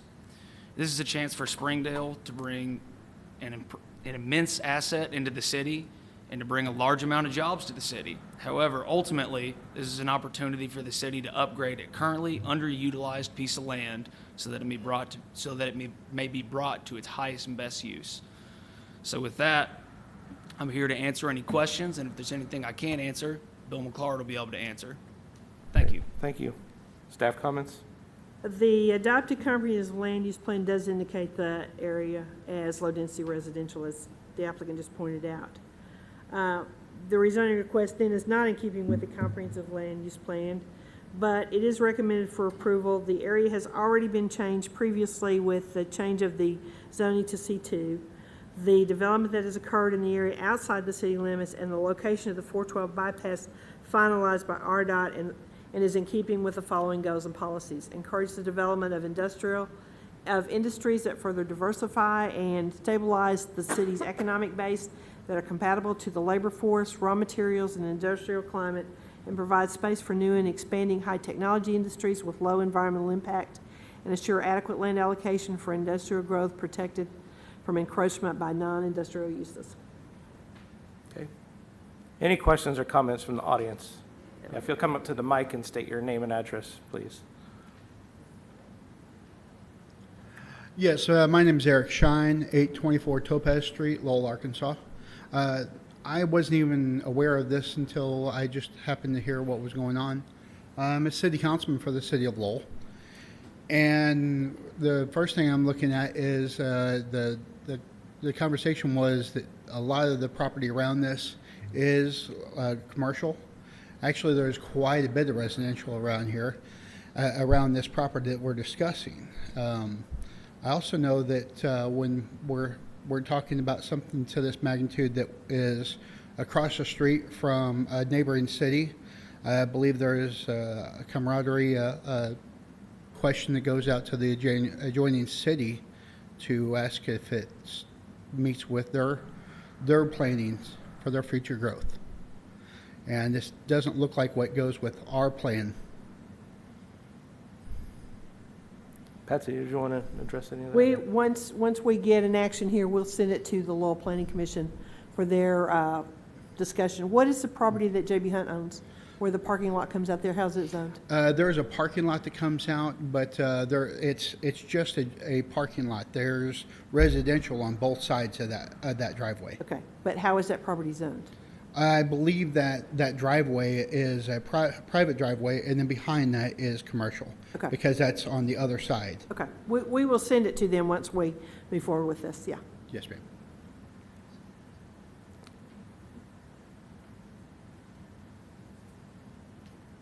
Good evening. My name is David Gilbert. I live at 5714 Walden Street. And despite the fact that my mailing address says Lowell, my property has been within the city limits of Springdale for at least 45 years. I've only lived there for 20. I'm a civil engineer with 30 years of experience. 5 years of my career were spent doing big box retail for a local chain in 38 states, over 150 projects across the United States. Springdale is the only place that has ever told me that warehouses this close to single-family residential on half-acre lots is good zoning. Everybody else says it's poor zoning and that it's inappropriate. I have spoken against warehouses on this property 11 years ago when the request was to rezone the entire parcel to W1. I have spoken against rezoning this property to C2, recommending C1 zoning specifically because warehouses are allowed as a conditional use on C2. And I had a suspicion we'd come back to this point where every few years the same applicant wants to do warehouses on this property. Warehouses on this property are a bad idea. There is residential on 3 sides of this property, not just the driveway to J.B. Hunt. There's, single-family residential all around it. I'm concerned about pollution in that any air pollution that's generated on this site, the breezes are predominantly from the west, and that pollution will wind up in our homes. I'm concerned about noise because we could very possibly, with a distribution center, have trucks idling all night long. We will definitely have traffic coming and going, trucks driving in and out all night long, disturbing our neighborhood. I'm concerned about traffic. As the applicant's representative has pointed out, the access, and we've been told that access to this property will be from Dixieland Road. Well, Dixieland Road's not there yet. Dixieland Road won't be built for at least 2 years, if it's ever built. Best case, it's going to be there in 2 years. In the meantime, all of the construction traffic and all of the traffic, should this be allowed to open, will be using Apple Blossom and Graham Road. Graham Road is only about 16 feet wide, and it's so thin that if you start driving trucks on it, it's going to fall apart. Apple Blossom Road structurally is a mess. It's thin, it's falling apart already. And Apple Blossom Road is so narrow that it left 12 years ago when we had a fire truck stop on Apple Blossom to attend somebody who was off in the front yard of a house. It blocked traffic in both directions because the fire truck was wider than the lane. And I'll show you the pictures if you want to see them. These roads just can't take that kind of traffic, even for a short period of time. And that's assuming the best case where Dixieland gets built. You can look around Springdale and you can see a lot of property in Springdale with better access than this for a distribution center. There's property right across Highway 71 in what used to be Bethel Heights that's now in Springdale, that's right on 71. It's 70 odd acres plus another 35-acre piece next to it that is owned by friends of this applicant that could be used for that purpose without disturbing the entire neighborhood. There's precedent for you to say no to this. This property, the Planning Commission, and I don't think there's anybody still on the Planning Commission now that was 11 years ago, but the Planning Commission voted to approve it. The City Council sent it back and said, consider it again. The Planning Commission voted to approve it again, and the City Council said no, it's not compatible with the neighboring land uses. Every time I've asked what makes this piece of property suddenly change in usage, I'm told it's the 412 bypass. Well, 7 years ago, there was a piece of property across the 412 bypass from Shaw Elementary and Legendary Subdivision. They wanted to be zoned industrial, and you said no, because it was too close to the neighboring use, yet it was across the 412 bypass. This is not across the 412 bypass from us, it's right there. 3 years ago, on the same night that you voted to approve this as C2, you denied a request from McGaw RV Center to rezone their property to commercial.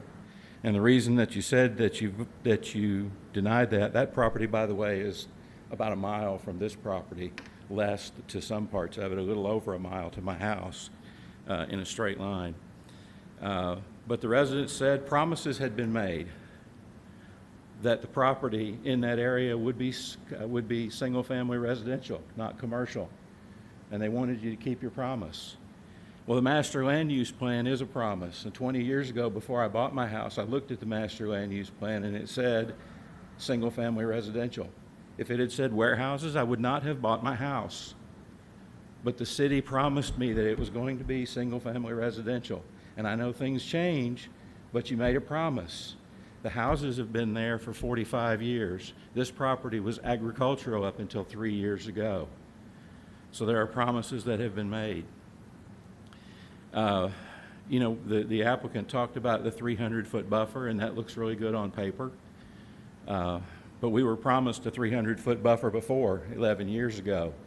And the applicant's representative, who is a member of the owning family, who spoke in favor of the rezoning, promised us a 300-foot buffer. Then he went right over there in that corner and told the guy from Kerm Radio, well, we'll take what we can get tonight and we'll come back and get what we want later. We'll take what we can get tonight and we'll come back and get what we want later. Short of a legal covenant running with the land, a legal document that says that can't be changed, I have no confidence that the 300-foot buffer is going to remain. It will remain until they find it to be inconvenient, and then they'll want something else. We've also been told before that they had a buyer, and it's interesting to hear the applicant admit that the deal might fall through, and we all know that's true. That's just a realistic statement. If it falls through, you can't rezone land based on the promise of what they're going to do. You have to rezone land based on the idea of what all of the allowable uses will do to the neighboring properties. Because if you zone this to I-1 and the deal with their client falls through, not that I wish them any ill, it sounds kind of exciting. I wish it was being built on the other side of 71. I'd be all for it. But if that deal falls through, then anything that's allowable in I-1 can be built on that property, and there's nothing you can do about it, and there's nothing we can do about it. You don't owe it to any one person or family in Springdale to give them what they want if it hurts other people. The job of the Planning Commission, the whole reason we have zoning, the only reason zoning is even constitutional, is to preserve the public health, safety, and welfare. Other than that, you cannot constitutionally tell somebody what they can do on their property, but you can tell them what they can't do to other people. The job of the Planning Commission is to promote reasonable growth, not unreasonable growth. The job of the Planning Commission is to protect the neighbors, the existing residents, from incompatible uses on adjoining properties. So I'm asking you to do your job. I'm asking you to do your job if you're not here tonight, but you're still going to vote. I'm asking you to do your job, and I'm asking you to do it the way that you would do it if you lived in my house, if this was your property and your home we were talking about. Thank you. Thank you. Appreciate it. Any other questions or comments from the audience?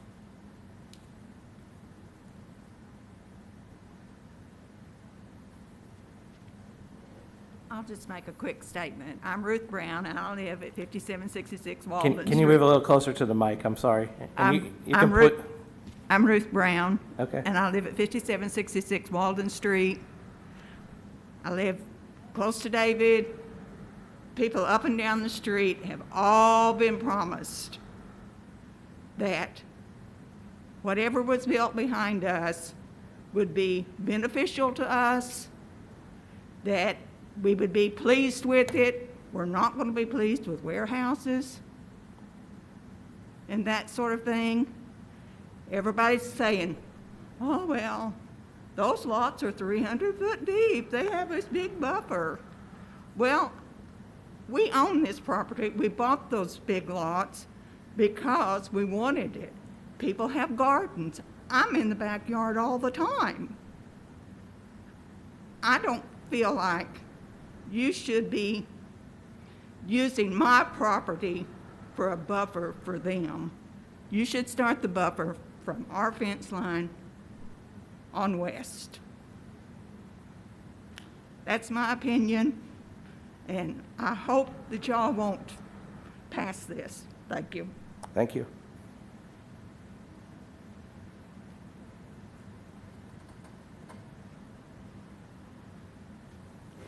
Hello. My name is Manuel Cuellar, and I live at 6004 Walden Street. And I can't speak like that gentleman over there, but I just want to say I agree with everything he said. I don't believe this is good for our neighborhood.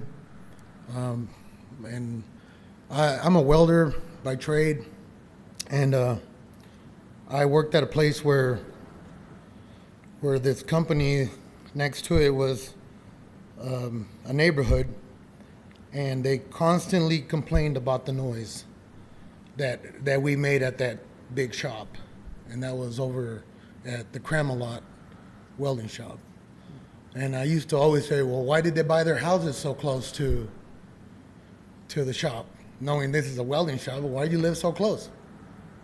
Well, I feel like it's going to end up being the same thing for us if you allowed this big 500 Fortune company come in and trucks, and just like that gentleman said, it's potentially a lot of things that are gonna go on that it's gonna make our, I would say, pleasant life at the moment, because it's a very pleasant area to live at right now. You got houses, you got cows back there, and it's pretty nice, and it's pretty scenic. It looks, we're pretty proud of finding a house in that neighborhood. And as a matter of fact, we own 2 houses there. My mother owns a house there, and I own a house there. But I don't believe this is good for this neighborhood, for most of the points that gentleman made, and because we love our house and we love where we live, and I feel that if this happens, that we're not going to be as happy anymore. And it's not in our plan to sell our house, but if we see what I believe we're going to see or hear, that's probably what we're going to have to do. And then, I mean, that's our choice. But I just don't believe this is good. So Great, thank you. Just wanted to say that. Thank you. Appreciate it. Any other questions or comments? So if I could address some of those points that were made. Go ahead. Yeah, go ahead. Let me ask real quick, is there any comments online? No? Okay, go ahead. So I believe a question of the zoning in Lowell across the street was brought up. Ms. Christie, I believe that property across the street, the J.B. Hunt property, is zoned business park, which I is... just looked at it too. I think it is, yeah. Okay. Which wouldn't necessarily be an incompatible use, but I will visit with the city attorney again tomorrow. We'll clarify that one. Okay. So I want to talk about the proximity to Walden Street again. I'm going to try to describe this to the best of my ability, but if you look up at that map, you can see a sort of dividing line from that eastern lot that jogs out towards Walden Street.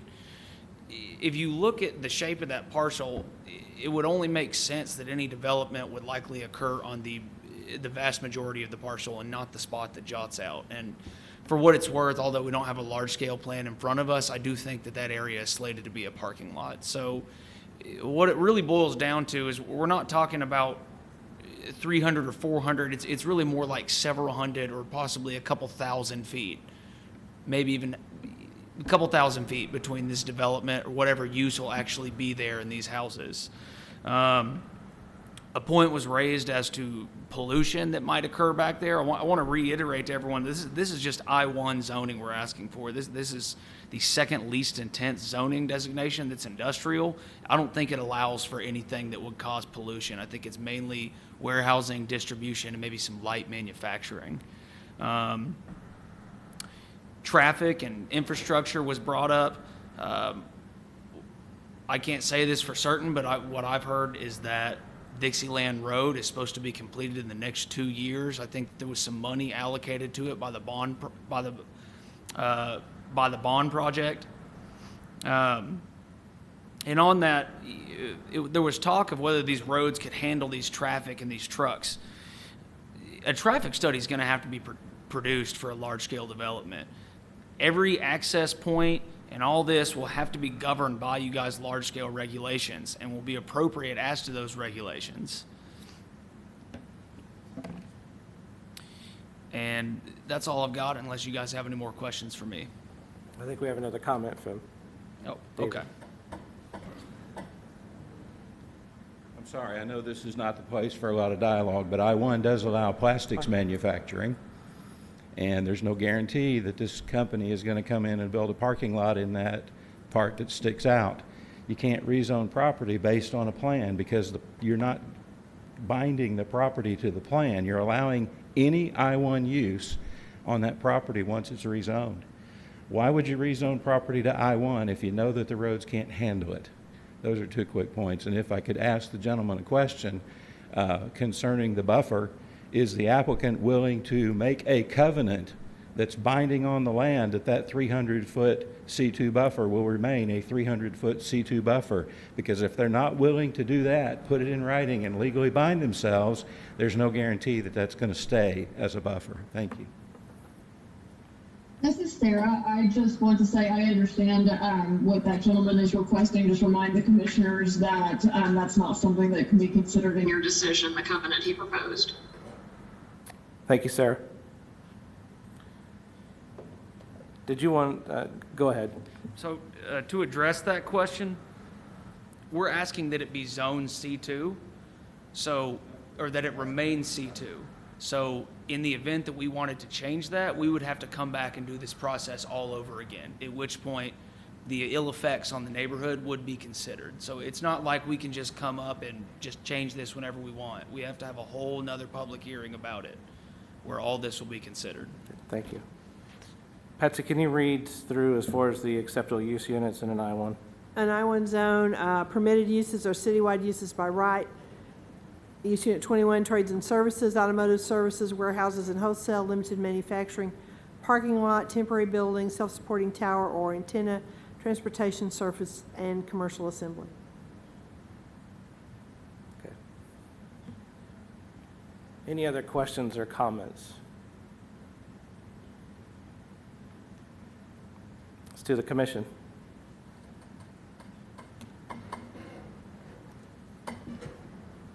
This will be a call for the vote, Chairman. This will be a call for the vote, yes. I'd like to ask just a couple questions. I'm sorry. Oh, then please do, Peyton. Yes. So am I correct that what I'm looking at, the yellow shaded area, is all that all that is being requested to be rezoned to industrial? That's correct. Okay. Our package. I want to say a couple other things. I want to say, first of all, I really appreciate the comments from the residents that live on Walden. I think that they make a very good case, and I understand their concerns. And so I have a couple questions for in relation to those. With the, I guess my biggest question is around timing of the rezoning, because I think we are in agreement, right, that Apple Blossom and Graham currently probably can't support a development there, an industrial a development of any kind. I think really, but an industrial. So what, Patsy, can you just explain what improvements would be required if this were developed beyond the rezoning? Well, they will have to submit a large-scale development plan. As the attorney indicated, there'll be a traffic study. We'll have to look at how they access it. The Dixieland Road extension is part of the bond program. I think the mayor can address that. We're talking about going to construction within and have it completed within 2 years, spring March. of 2020. Yeah. Yeah, you need to. Sorry, come, yeah. Mayor. The timeline that I looked at has completion at March of 2022. When I talked with Brad, he said it might be June of 2022, so it's still well within 2 years, less than 2 years. And that could be cut off with some there's some acquisition that may not need to take place. It may not be as long and drawn out a process, which could cut that time down. But at worst case right now, we're looking at June of 2022. And I think the developer understands, and the applicant, that improvements to other streets or limiting access to only Dixieland for truck traffic was one of the first things that we discussed. To go to industrial type development, it's going to take infrastructure improvement in that entire area to make it work. We all know that Apple Blossom can't handle it, Silent Grove Road can't handle it, the traffic backs up with Hunt employees leaving and coming in during the day. We do control most of the property on the south side of Apple Blossom with the consolidation of Bethel Heights that we didn't have before. So that's a factor that allows us to address the concerns to Apple Blossom. But they are very well aware of the fact that infrastructure improvements is going to have to be part of this whole development. Okay. Probably can't be answered here, but I mean, what traffic studies were done for the location as far as JB Hunt? I am not aware of anything that was required by the city of Lowell before the Hunt parking lot was put in.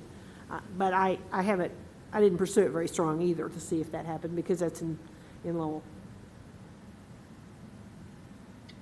Okay. So, but again, I want to reiterate, what you're saying would apply to any owner of this property, not just the developer or the applicant right now.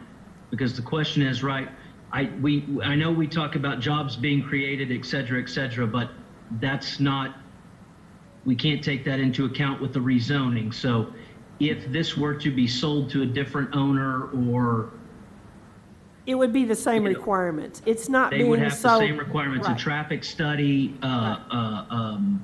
you know, Any type all of the normal use, stuff. any type of industrial use at this location, once the property is rezoned to that, would have to go through the same process, whether it's this developer or anybody else. They'll have to go through the same large scale, same, traffic studies, those kind of things. That doesn't change. And we are not rezoning for a particular project. We are rezoning it with the idea that it would be used for light industrial, and all of the ramifications of what it takes to build on that passes on to whoever develops it in the future. Right. Which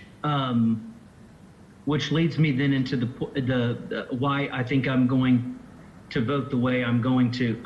My main concern here is with Walden Avenue or Walden Street, because it's not really accurate to say that this is residential on all 3 or 4 sides, because I mean, I think everything more or less west of this property to the interstate there is up for grabs commercially. But what's the distance again between this proposed the far east line of this rezoning with the back of their property of those houses on Walden? It's 300 feet. Plus the Dixieland right away. Well, the Dixieland right-of-way is included in that 300 feet. May I point out, I'm Bill Mclard, and I'm working with the developers on this. If you see the map up there, the yellow line, that is the amount of property that the developer is buying, which is roughly 91 acres. There should be a dashed line, because the yellow line on the east side is the proposed right-of-way for Dixieland Road. That's 120 feet. What we're really saying here is more than double what the Dixieland Road is where the rezoning actually begins. So it's 300 feet. The right-of-way there's 120, so it's more than double what that right-of-way is back off of the land, not proposed built. But that changes, when you look at that, a great deal of what the impact should be to anybody around. If you think about that actually being almost triple the size of what you're seeing there is the distance between those homes. Okay, thank you. And the map that was included in your packet was the entire tract, and it's only so that you had relevance as to where that property was and where we put the signs. So we had a hard time figuring out where to put the signs. Technically, The proposed zoning does not touch those properties that back up to Walden's, but they notified them as well. Okay. So I think where I'm landing on this, and I do think, I agree. Our first charge is to protect the residential neighborhoods, residential developments. But this, and I feel like the distance between this, zoning application and those residences is legitimate. And I think there's been, it appears to me that there's been an effort to take that into account. So I then think that what we have here is this is, I think we're talking economics. The cost of this land and the location, to me, the highest and best use is industrial, commercial use there. I just don't, and I just wanted to kind of mentally, and out loud even go through that to get there. But I don't see, I think there have been precautions taken to protect the residential development to the east. And I do think that there's, this type of zoning, we don't probably have enough of, to be quite honest, with access to 49. So thank you. Those are my comments. So quick question on the buffer piece, that is remaining C2. Yes, it's remaining C2. So you have all the use units in a C2 that would still be able to be developed on that C2. So that's actually the buffer piece. Correct. And that development could still take place as far as a C2. Correct. It could go there today. Okay. Yes. But even if what is being asked for got rezoned to I1, you still have a portion of that that could actually be developed between this and the residents that spoke. With Dixieland being right. in that as well. Right. Okay. I just want to make sure that there was also that clarification, that there still is land available to develop as frontage along Dixieland, which could be recreational and health facilities, office studios, eating places, neighborhood shopping goods, trades and services, automotive services, parking lots, transportation services, healthcare. And there is conditional uses that are also permitted in that C2 place in there. That are conditional uses, yes. Which. And I do think the point was made that, when you purchase a house, you do look at the land use plan. But, again, if that was 20 years ago, then things, I think the speaker even mentioned that things do change from that, land use plan way back when. So, we can't, just because people like looking at a pasture in their backyard, we can't keep a property owner from developing their property, just because, maybe that the field is more appealing to look at. So. David, did you have another comment? Yes, I would like to point out that if you look at the master land use plan today, not 20 years ago, right this minute, if you pull it up, it shows that to be single-family residential. So we're not talking about what happened 20 years ago. We were talking about a promise that was made 20 years ago, that if the person next to me bought that house today, that promise would be made to them today, that would be single-family residential. That's a lot different than 20 years ago. Also, back to the buffer briefly, the buffer is not unpalatable, but we have no way of assuring that the buffer is going to stay. This applicant has previously stated, we'll take what we can get tonight and come back and get what we want later. So this C2 buffer could be asked to be industrial next month. We don't know that. At some point, you need to protect the neighboring residents. It's maybe the highest use. This is not the best use. Thank you. Thank you. And I do think that there is a difference between a promise and a plan.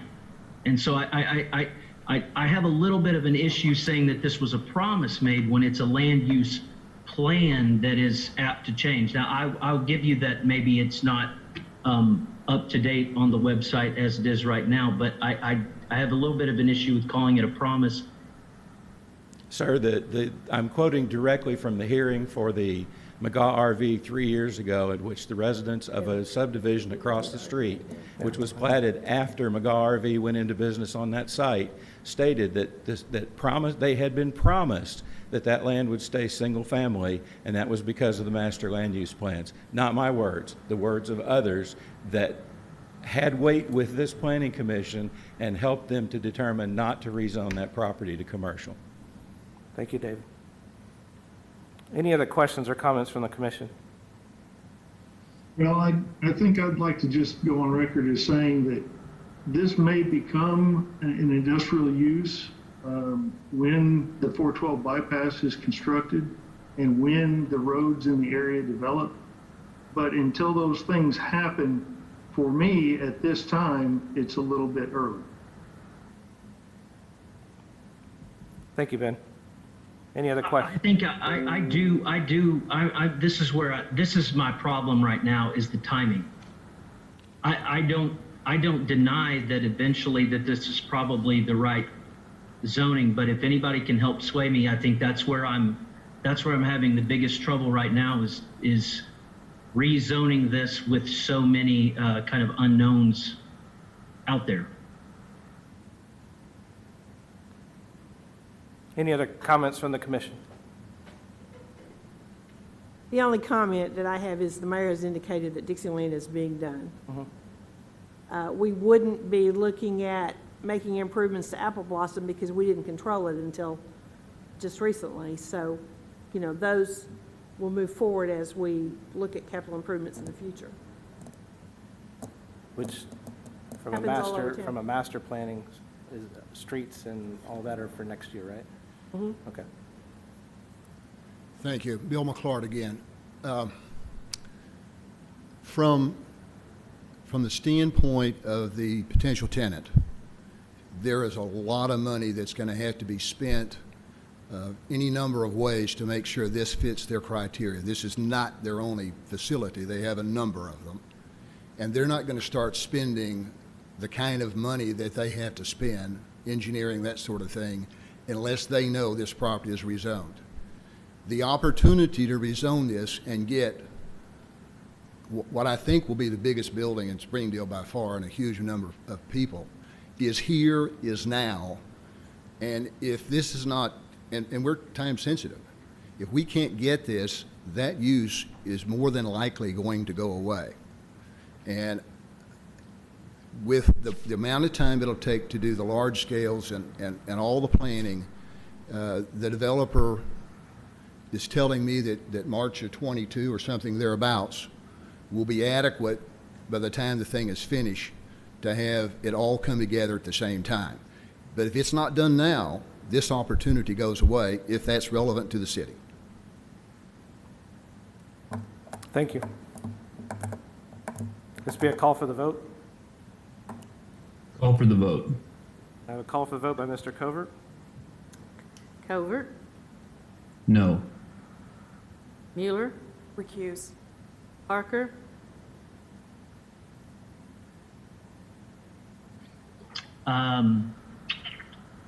Yes. Parsley,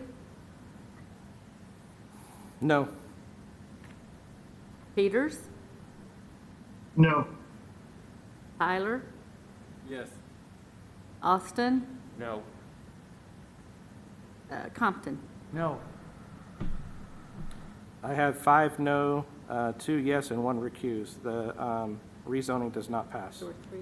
Wasn't there 3? I didn't get a recuse. Yes, we had 1 recuse. Shannon. I'm sorry, Shannon. You have the right to appeal the decision to the city council.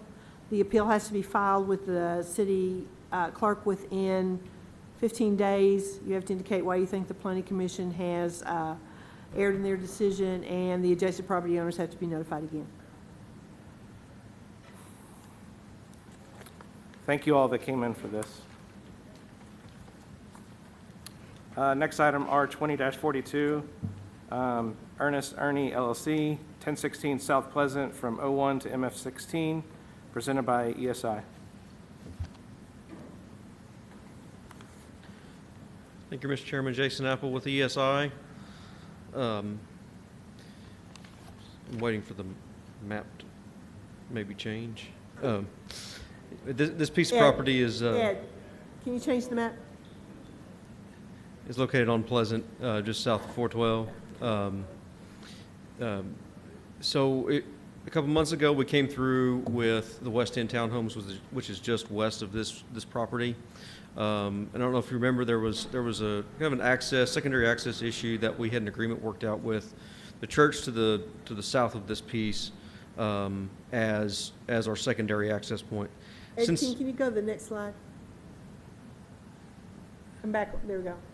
Now, sorry, you can see all the pieces around it. Thank you. So, since that time, the developer of that piece of property has made an offer and acceptance on this piece of property, and so we're trying to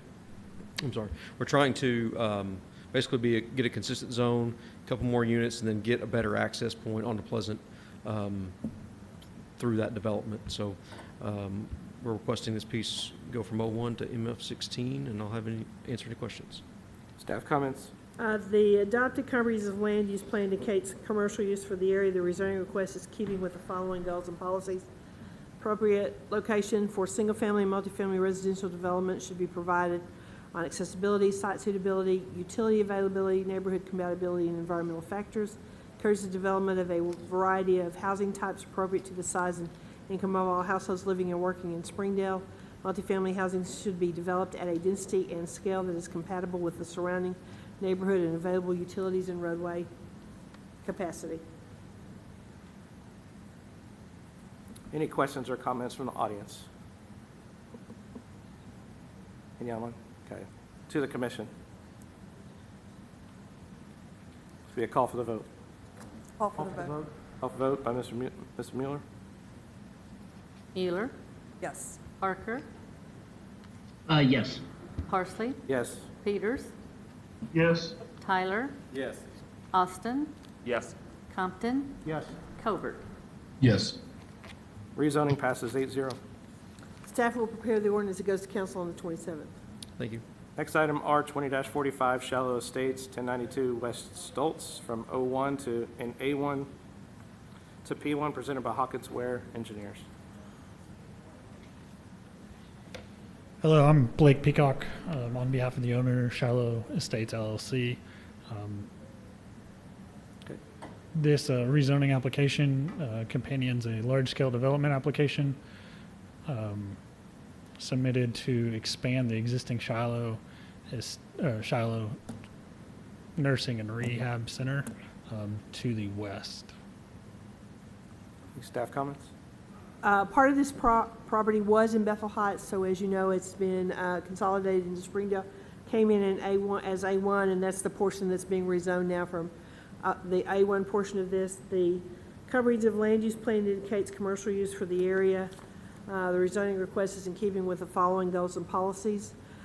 Uses that commonly have moderate to large-scale assemblies of people, such as churches, funeral homes, membership organizations, and other institutions, should be appropriately located on adequate-sized parcels with sufficient space to accommodate the off-street parking.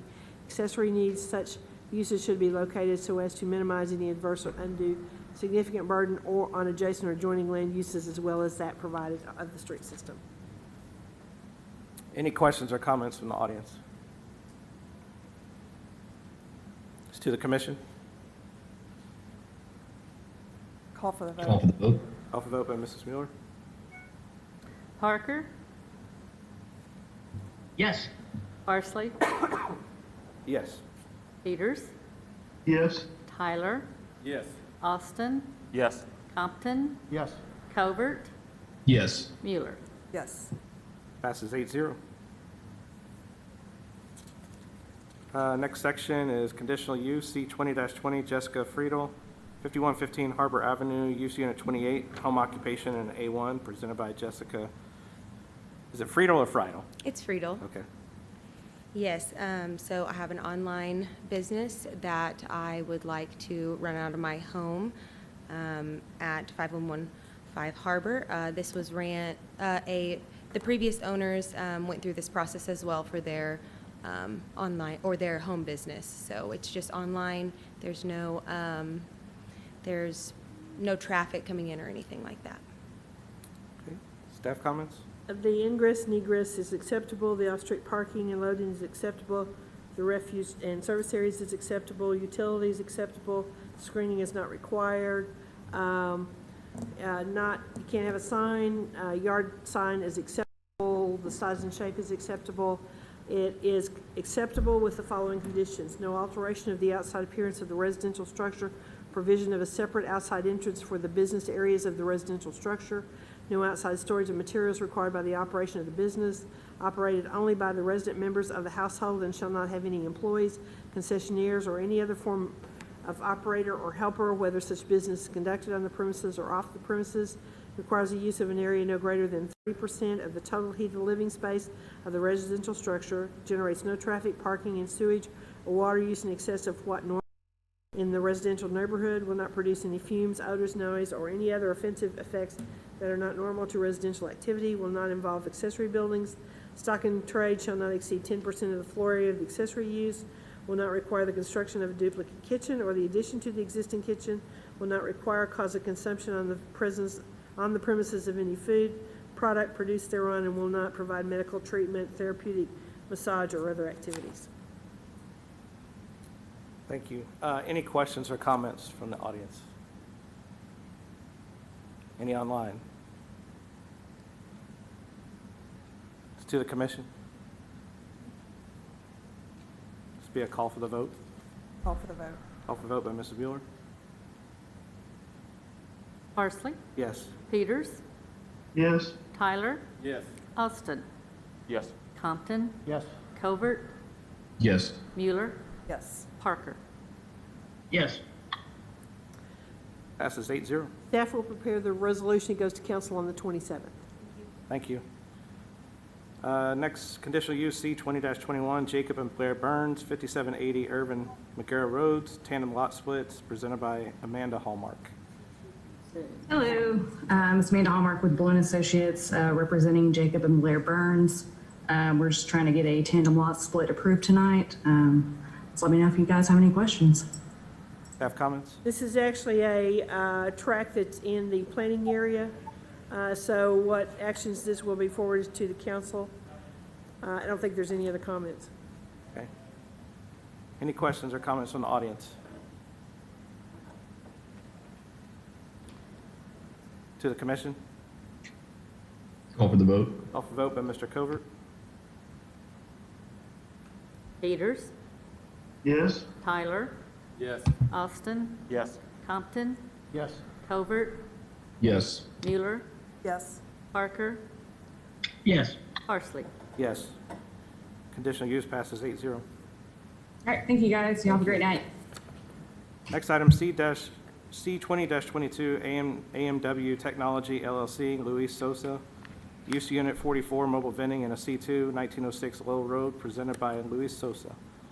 Yes, so I'm here to trying to put a mobile vending in the property. Okay. Staff comments? The ingress and egress is acceptable. The off-street parking is a little bit questionable because the drawing was not drawn to scale. It appears that there's enough room for the parking, but I couldn't verify that because it wasn't drawn to scale. You did not indicate how the trash and all was going to be taken care of with this. Will there be trash containers for the? Yes. Okay. Utilities, it will not be hooked to any utilities? Yes, I read that, yeah. I read it on the. Okay. Screening is not required. Signage will be only on the trailer itself or on the Yes, mobile ma'am. vending unit? Okay. Yard requirements are acceptable.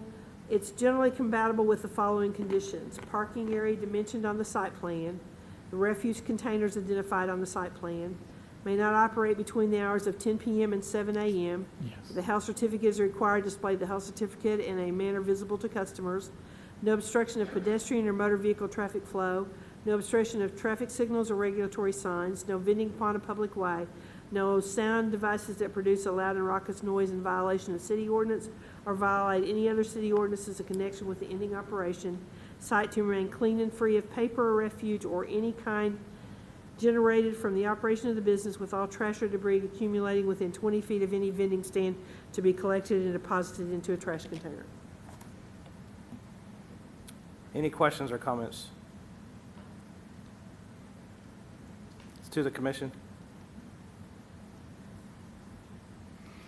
We're putting that food truck trailer that's in the pictures out in the front of the building. Am I clear on that? Yes, sir. Correct. Okay. Thank you. Call for the vote. Call for vote by Mr. Covert. Tyler, Yes. Austin, Yes. Compton, Yes. Covert, Yes. Mueller, Yes. Parker, Yes. Parsley, Yes. Peters. Yes. Conditional use passes 8-0. Staff will prepare the resolution, goes to council on the 27th. Okay, thank you, and good night.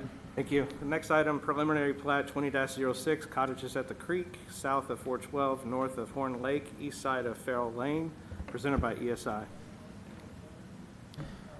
Thank you, Mr. Chairman. Jason Apple with ESI.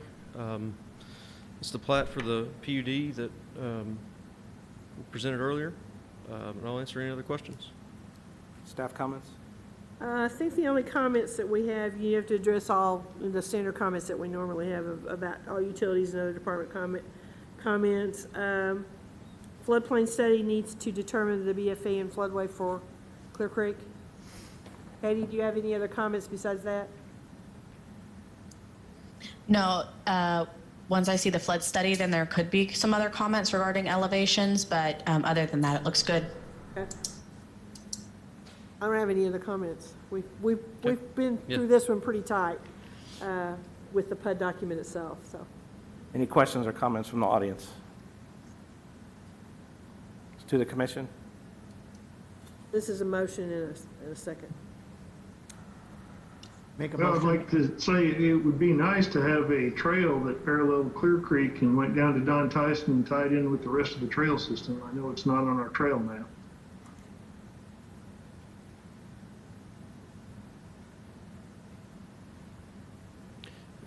I think the intent of that area is to have not like a hard trail, but some soft scape trails throughout that area.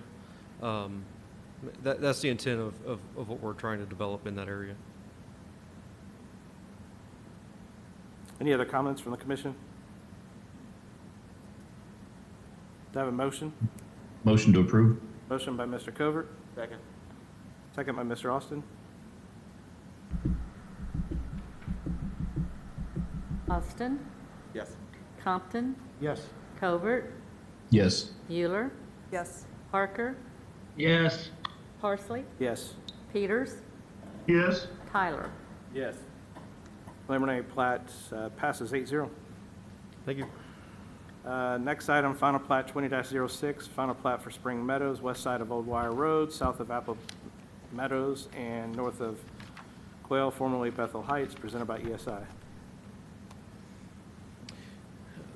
Thank you, Jason Apple again with ESI. So we've been working on this project for a little while. Streets are paved, utilities are in, ready to go. Like Chairman says, this was in Bethel Heights, recently converted into Springdale. That's why we're seeing this project. Okay. Staff comments? All comments from utility companies and other city departments must be addressed prior to approval. All items of the final plat checklist must be satisfied prior to obtaining the signatures on the final plat. Lots need to be seeded or mulched before builders begin. I believe that's the extent of it. Any questions or comments from the audience?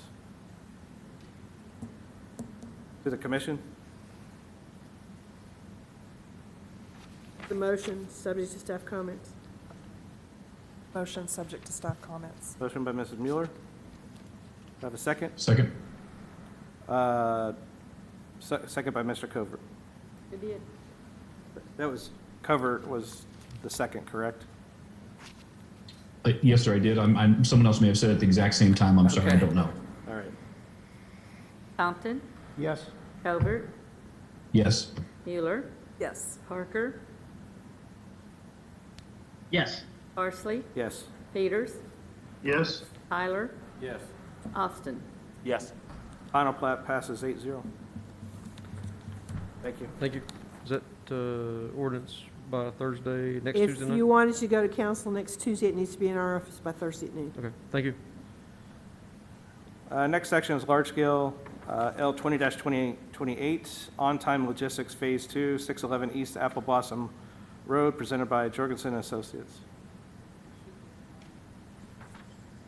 Send him the link. Jared Emmett with Jorgensen and Associates. We've read through the staff comments. We don't have any issues with anything. Just some few minor details to work out with engineering.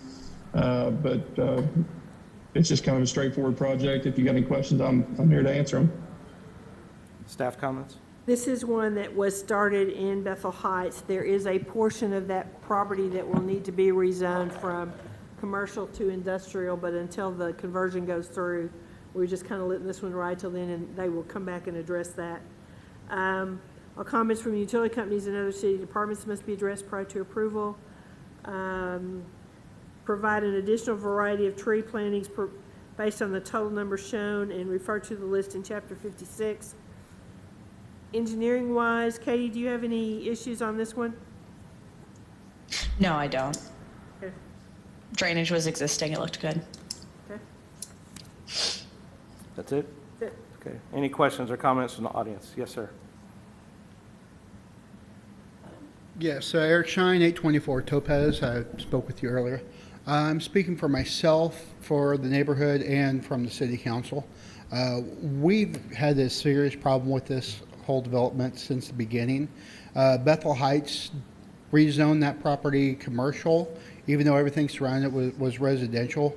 When it came to the city of Lowell, we denied it, their rezoning. They put it on the back burner. They put it into commercial, put this property in place. And now what's going on is we have a horrible neighbor. And what's going on is this is an Amazon distribution warehouse that is operating all night long, all hours of the night. Lights, sound. They have trucks coming in and out. They have Amazon trucks backed up down the street. This is a no truck zone. And what we've got going on here is a chaos. And the neighbors are all complaining about noise. Bethel Heights continued to say that they have no noise ordinance. Now it's your baby. And I'm going to tell you that coming from everything on our side of the street, there's a new residential neighborhood going in across the street from this. This is not conducive to what we have. This is not just an add-on to something that is in existence. It's an add-on to something that was already in contest. And now they're wanting to add it on. We were not aware of any of that. Yes, ma'am, I understand that. There was nothing in anything that we looked at had that indication in there anywhere. Well, I just finally got something in the notice that we were having this tonight. I got a registered letter, and that was the first time we knew about it. The city of Lowell didn't know about it. The residents didn't know about it. Okay. So we're coming to you now and saying this is our problem. Okay. Sarah? Where are we? I was not aware that there was any concerns with that. We did not find anything when we looked at the existing project that was there or anything like that. We're not made aware of any of those problems. Ma'am, I don't know where you look, but Well, there we was... have the City of Bethel Heights files, but... Yeah, and the city of Bethel Heights is the same people that told me to go have fun with myself. Okay, And well, that was words from the mayor, and I'm telling you that this has been going on from the beginning of this. They did ridiculous destruction when they did the construction in the first place. This has been a chaos from the beginning.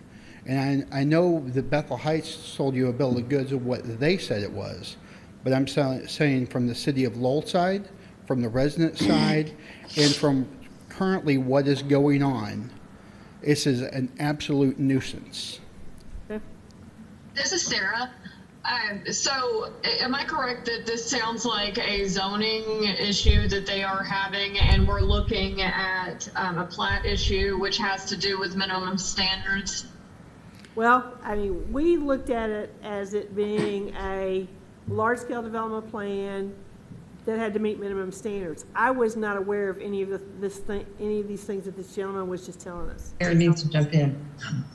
I mean, it appears to me it's a minimum standards issue, and that's it. He bought the property three years ago, 2 years ago. It was already zoned and doesn't.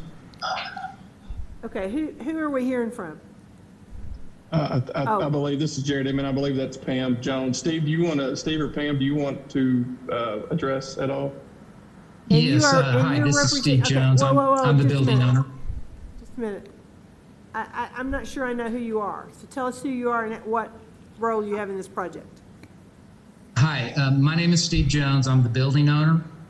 And we have done everything we could to build within the standards that Bethel Heights gave us. In addition, we have not had any complaints from any neighbors or anything like that. We've tried to be a good neighbor and do everything that we could to be compliant with what Bethel Heights asked us to do.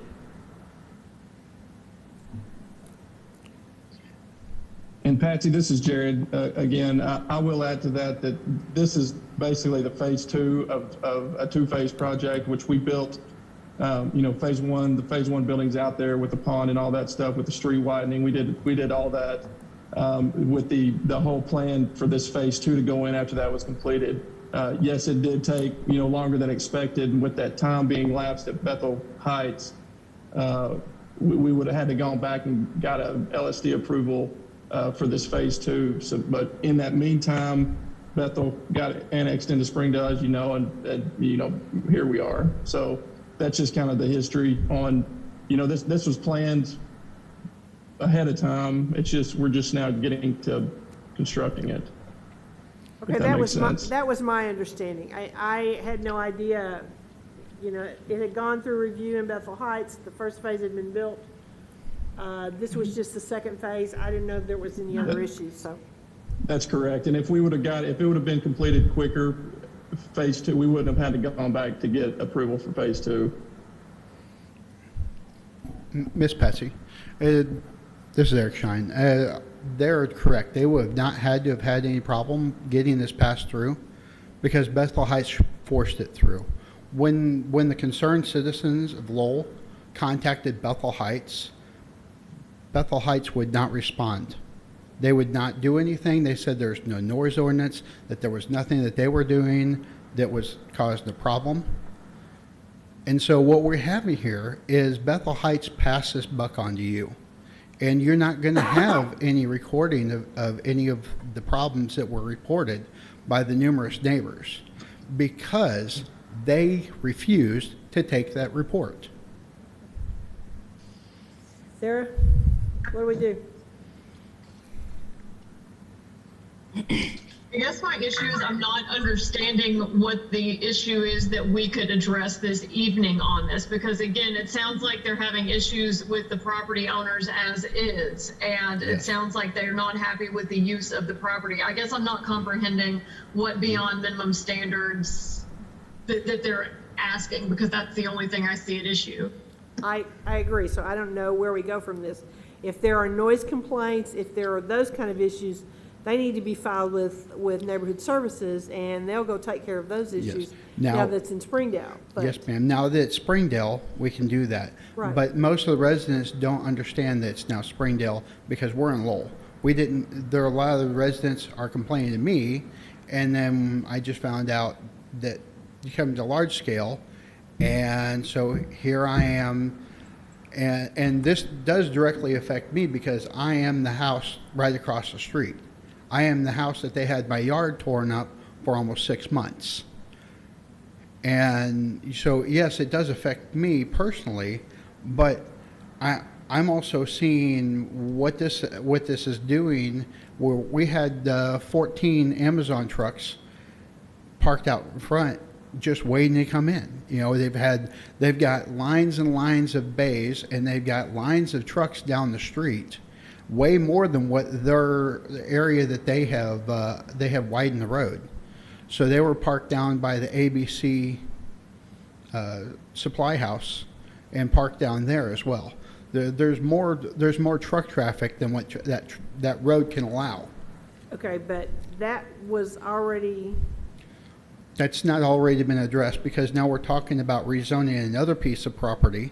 tonight, we're not talking Yes, about ma'am. that. I understand. We're talking about a large-scale development on the majority of this piece of property that is already zoned industrial. There's a small area at the northwest corner of this property that is zoned commercial. Yes, As ma'am. I understood it.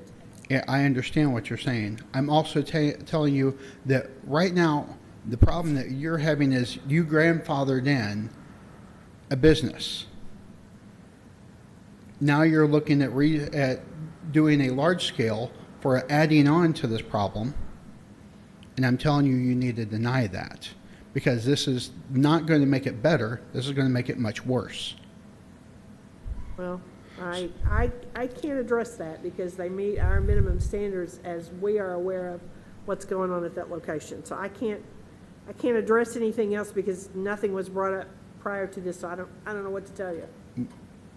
Ma'am, we didn't know to bring this up to you prior. You have not had this for more than 6 months. No, we've had it, how many weeks now? 6? 5? Okay. Mhm. Since Yes, August ma'am. 21st. So we're talking less than a month. But what we have in So- front of us is, I understand what you have in front of you, sir. And I'm very well aware of what you have in front of you. I'm telling you the problem is we need to put the brakes on, and I'm asking you to table this until you can do some more research to double check and see what's going on here. This is what I'm asking. Okay, your request is. This is Sarah. I think we're all clear at this point, but just to remind everybody, any issues with the property and any trucks, if that's a violation of code, that can be handled by the appropriate people. But the only thing is if this meets minimum standards. great, thank you. Any other comments? So I do have one question. What is your code for working at night at this property? Well, there's nothing that says they can't operate 24 hours, but they can't create loud noises and those kind of things. We don't have anything that says in an industrial zone or a commercial zone that it has to, if it's a permitted use, that there's a time limit. Mm-hmm. Do you have in Lowell something like that? Yes, ma'am. We have a noise ordinance where if it's too loud coming across. Okay, we have a noise Yes, ordinance ma'am. that addresses that. And what is the noise ordinance that you have for this? Do you know? Well, it's based on decibels and the location it is. The police department has to come out if a complaint is filed and they address it and see what actions need to be taken to address that noise level. I mean, we have a noise ordinance, but that's not a zoning issue. I mean, we're talking their operation is all at night. Their noise is all night long. They've got the pallet trucks and stuff ramming in and out of these trucks. It echoes throughout the houses. So I'm just trying to figure out where do you want me to start? Well, if you have a complaint, a noise complaint, you need to file it with the police Yes, department ma'am. and we handle it that direction. Yes, ma'am. It will start. If there are congestion issues with the street, you need to file a complaint with that. We address that through code enforcement as well and the police department. Yes, So- ma'am. I will advise all my citizens to do that. Okay. Thank you. Any other questions or comments? It's to the commission. Be a motion. Motion. Motion by Mr. Covert. Second by Mr. Tyler. Covert, Yes. Mueller, Yes. Parker, Yes. Parsley, Yes. Peters, Yes. Tyler, Yes. Austin, Yes. Compton. Yes. Large scale passes 8-0. Thank you. Thank you. Next section, Board of Adjustments, B 20-48, Fidel Huerta. We need to go in to see Patsy first thing tomorrow and talk to her about Mr. Shining. Feel free to call. I'm sorry, who's online right now. Okay, so next item, B20. Sorry about that. Next item, B20-48, Fidel Huerta, 506 Owen B. Streets, variance for deviation of front setback from 30 feet to 22 feet, Yes, presented by Israel Martinez. yes. I gotta reduce the 30 Yeah. feet to 22 feet. Can you state your name for the record? Israel. Okay. And I reduce in 30 feet and 22, and I gotta put in porch because I have a metal right now, and it's very old, and I gotta put a new porch, extend it in the front and the house, and it's more better for the house because now the metal is very old, and I got a new porch. It's 8 feet by 40 in the front. Okay, so you're looking for a variance with a new front porch that you put on there that is, it's obstructing as far as what the setback is required, and so you're asking for a variance for that front porch. Yes. Okay? You already built it? No. Okay. Have you applied for a building permit? Yeah, I got a building permit, only coming right here, and Okay. I buy the building permit and for building. Okay. And have you looked at it?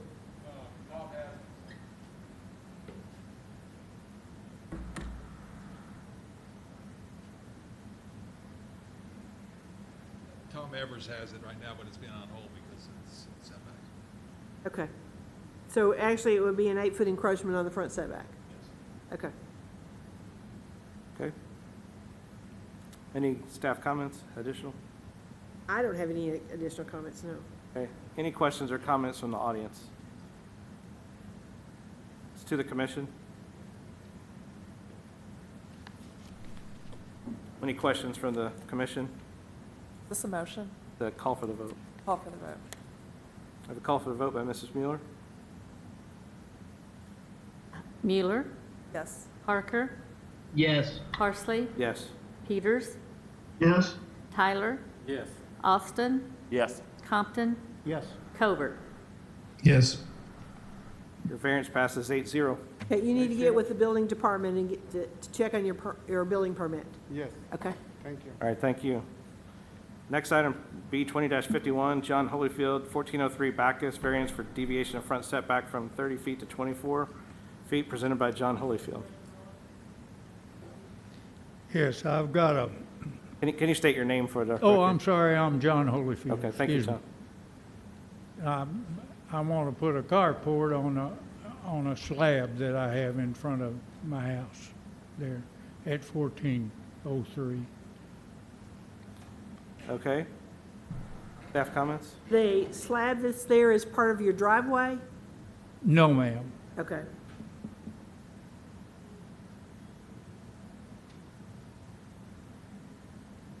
Okay, That has to be a permanent structure, not a portable right. in that. I don't have any comments. Yeah, can you tell me a little bit more about the structure that you're going to put on there? I'm going to try to put one of those carports, the metal carports. I mean, is that an acceptable one in there? Because that's more of a portable piece, right? Well, but you're going to attach it to the concrete. Yes. That's why he wants Okay. to get the variance for it. Okay. It's not going to be movable once you put it up there. You want to attach it to the concrete so it won't blow away. Exactly. Yes, ma'am. Okay. Any questions or comments from the audience? It's to the commission. Call for the vote. I guess a quick question I have on this one is what's different about this versus others that we have denied that were really in front of the house? There's no difference because it's in front of the house. There's no difference this one than the others that we have denied. Okay.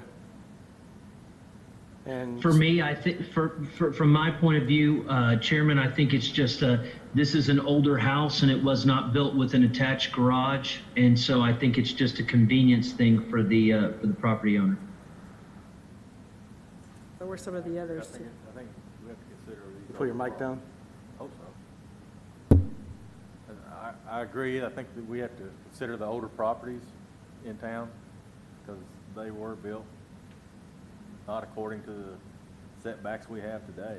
I mean, you have to consider that. I can see not encroaching all the way to the street, but when you're talking just a fraction of that setback, I think we consider. I just have to ask the question, though. You got a pretty good sized lot. Why does it have to be in the front? Could you not put it on the side or in the back? If the idea is just to cover your car, why does it have to be in that front setback? Because you got a pretty good sized lot. Ma'am, the house, when you say front, that would be the street side. The front of the Correct. house is east. Okay. So you want to put it, could you not go all the way to the south side of the property and put it there where it wouldn't be in the front setback? I could, I suppose I could, if my concrete slab was back there. Okay. So you want to use an existing slab to put it in the front, even though it looks at that picture like you've got a car that's parked all the way down here. Where the car is parked south of the house, you would have room to put a carport there. The car parks right between the street and the house. I can't tell which one, where I am there. Do you have can we get the pointers by any chance? You're talking about this one, right? Yeah, that vehicle parked right there. Okay, yes, that's my pickup. It parks back there in the back. Okay, so you have room to park vehicles in the back and put a cover back there, but you want to put it there between the street. And the only reason I ask that, it's not because he doesn't have any other place to put it. If it was an older subdivision, there wasn't any other place, it would be different. I just want to make sure that. I can see that. You understand that? Okay. Well, I think one thing that's different in this case is that Bacchus Avenue has grown towards this house since the house was built. I mean, we widened that road as part of a city project. That's correct, yeah. But he said the house faces east, not to the north, so it's not the front door of the house is not facing Bacchus. When the house faces east, it faces the driveway. Right, but for the purposes of what we're talking about, that's the front yard between the house and Bacchus. Yes, sir, That's front door. That's correct. Okay. Any other questions or comments? This was a call for the vote. I think I heard one, but I couldn't understand who it was. Yeah, that was me. Okay. Have a call for the vote by Mr. Parker. Parker, Yes. Parsley, Yes. Peters, Yes? Tyler, Yes. Austin, Yes. Compton, Yes. Covert, Yes. Mueller. Yes. The variance passes 8-0. You need to get with the building department to get a permit. Yes, ma'am. Thank you. I appreciate the discussion on that one because, I mean, we've heard a lot of these, Yeah. and I just wanted to make sure that Yep. a little bit different situation on that one, so. Next one, B 20-52, Joshua and Susan Bernard, 204 East Lakeview Drive, variance for deviation of building height from 16 to 17 feet for an accessory building, presented by Joshua Bernard. Good evening, I'm Josh Bernard. Thank you for your time this evening. At our home, we're currently under construction for a swimming pool near the back of our yard, which backs up to a wooded area, approximately 3 acres of wooded area on the adjoining property. As an accessory to that pool, we would like to build a 30 by 30 building. We had anticipated the 30-foot setback from our back property line, but when we went to get our building permit, somewhere in that process, we recognized the 16-foot limitation on height. Aesthetically, we had preferred a monoslope roof that would go from the back of the property line and only run south, where you don't see the roof of the building. You only saw the front of the building. And because of that monoslope and the roof only running one way, it reaches a maximum height of 17 feet. Great, thank you. Staff comments? I don't have any. Okay. Any questions or comments in the audience? It's to the commission. Call for the vote. Call for the vote. Call for vote by Mrs. Mueller. Parsley, Yes. Peters, Yes? Tyler, Yes. Austin, Yes. Compton, Yes. Covert, Yes. Mueller, Yes. Parker. Yes. Variance passes 8-0. Thank you. Thank you. Next item, B 20-53, Susan's Restaurants, 1440 West Sunset, variance for deviation of direct access of off public street parking spaces, presented by Michael Moon. Good morning, I'm Lucius Moon, representing Susan's Restaurant. We are asking for a variance there to allow us to back up our parking so we can add a patio there onto the west side of the building. We believe this should be allowed because the road there is not a busy road. Will never be a busy road, never be a through street. Great. And I hope it's not morning that the meeting's gone that long. I heard you say good morning on that one, but I know it's been long on that one. Appreciate your patience on it. You're making me feel at home here talking about in the morning. This is my bedtime right now. Okay. I work in a breakfast restaurant. Any staff comments? Well, they've been pulling directly off of the street into this for many, many years. It's just the parking lot's going to be closer to the street than it is now, so. Very good.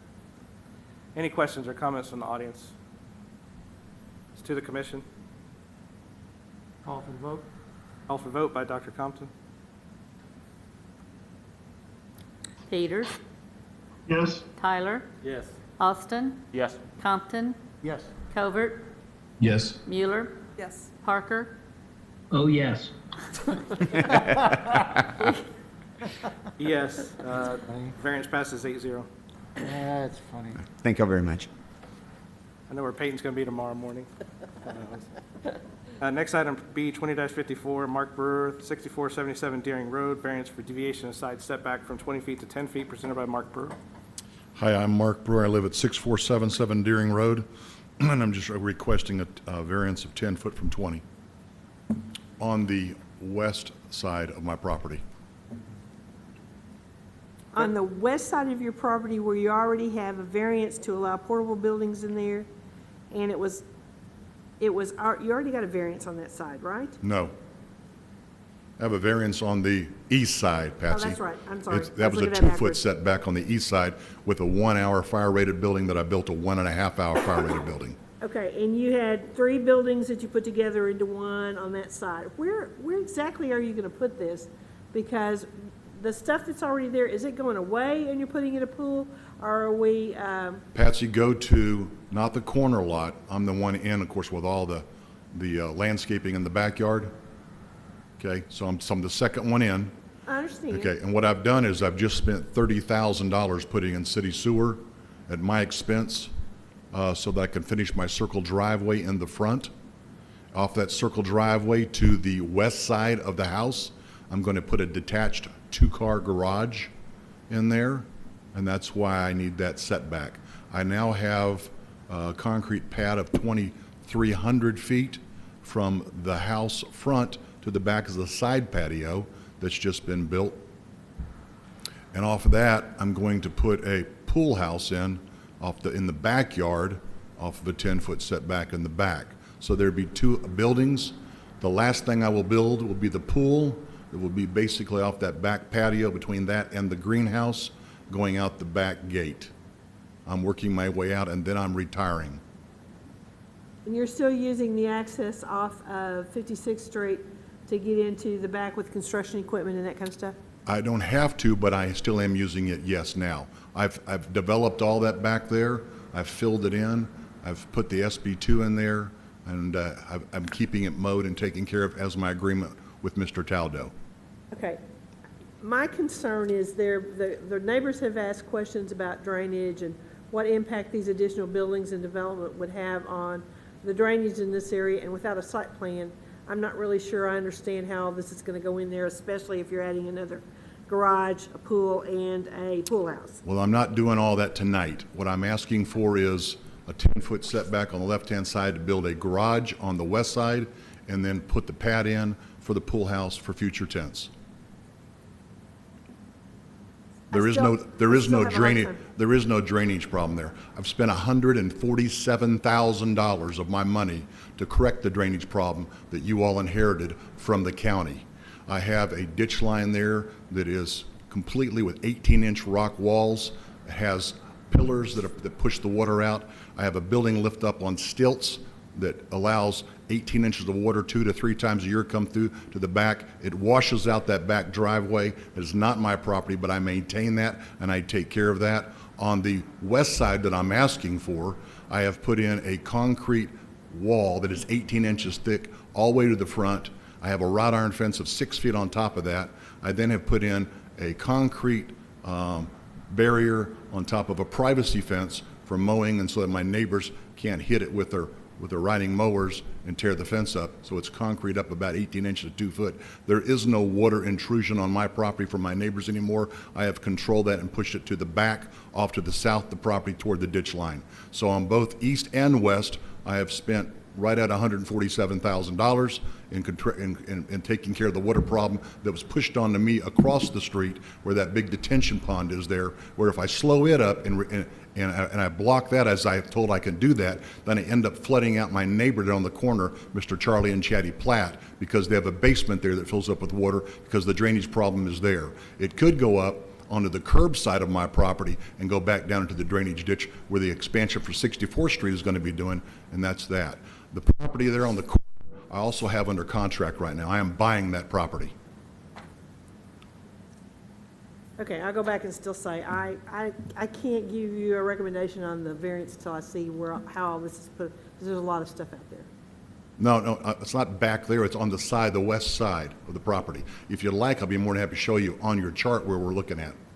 I understand where you're looking at. I don't know that we have all of that taken into account, and that's because there's a lot of stuff going on there. And the property owner to the south is the one that has asked about the drainage issue.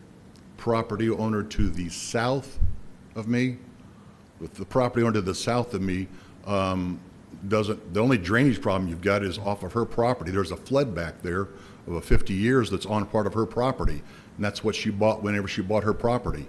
That curves back in onto the corner piece of property, but does not encroach or come on my property at all. And because my problem with water was to the north, where it comes off of that, all the property back there to the north hits that little drainage area there between the two driveways off of 64th Street, and then there is a culvert through there that whenever we get a lot of rain, that fills up into there and creates quite a bit of a problem. I have resolved that problem at my own expense.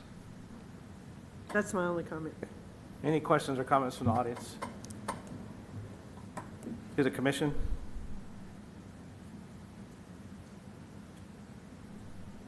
Go ahead. Call for the vote? Yes. Call for the vote. Call for vote by Mrs. Mueller. Tyler, Yes. Austin, Yes. Compton, Yes. Covert, Yes. Mueller, Yes. Parker, Yes. Parsley, No. Peters. Yes. This passes 7-1. Can you get with building inspection for your permits? Say again, Patsy? Building inspection for your permits? Yes, ma'am, I will. And thank you guys and your committee for all that you do and for how you serve. Appreciate it much. Thank you. Planning Director's report.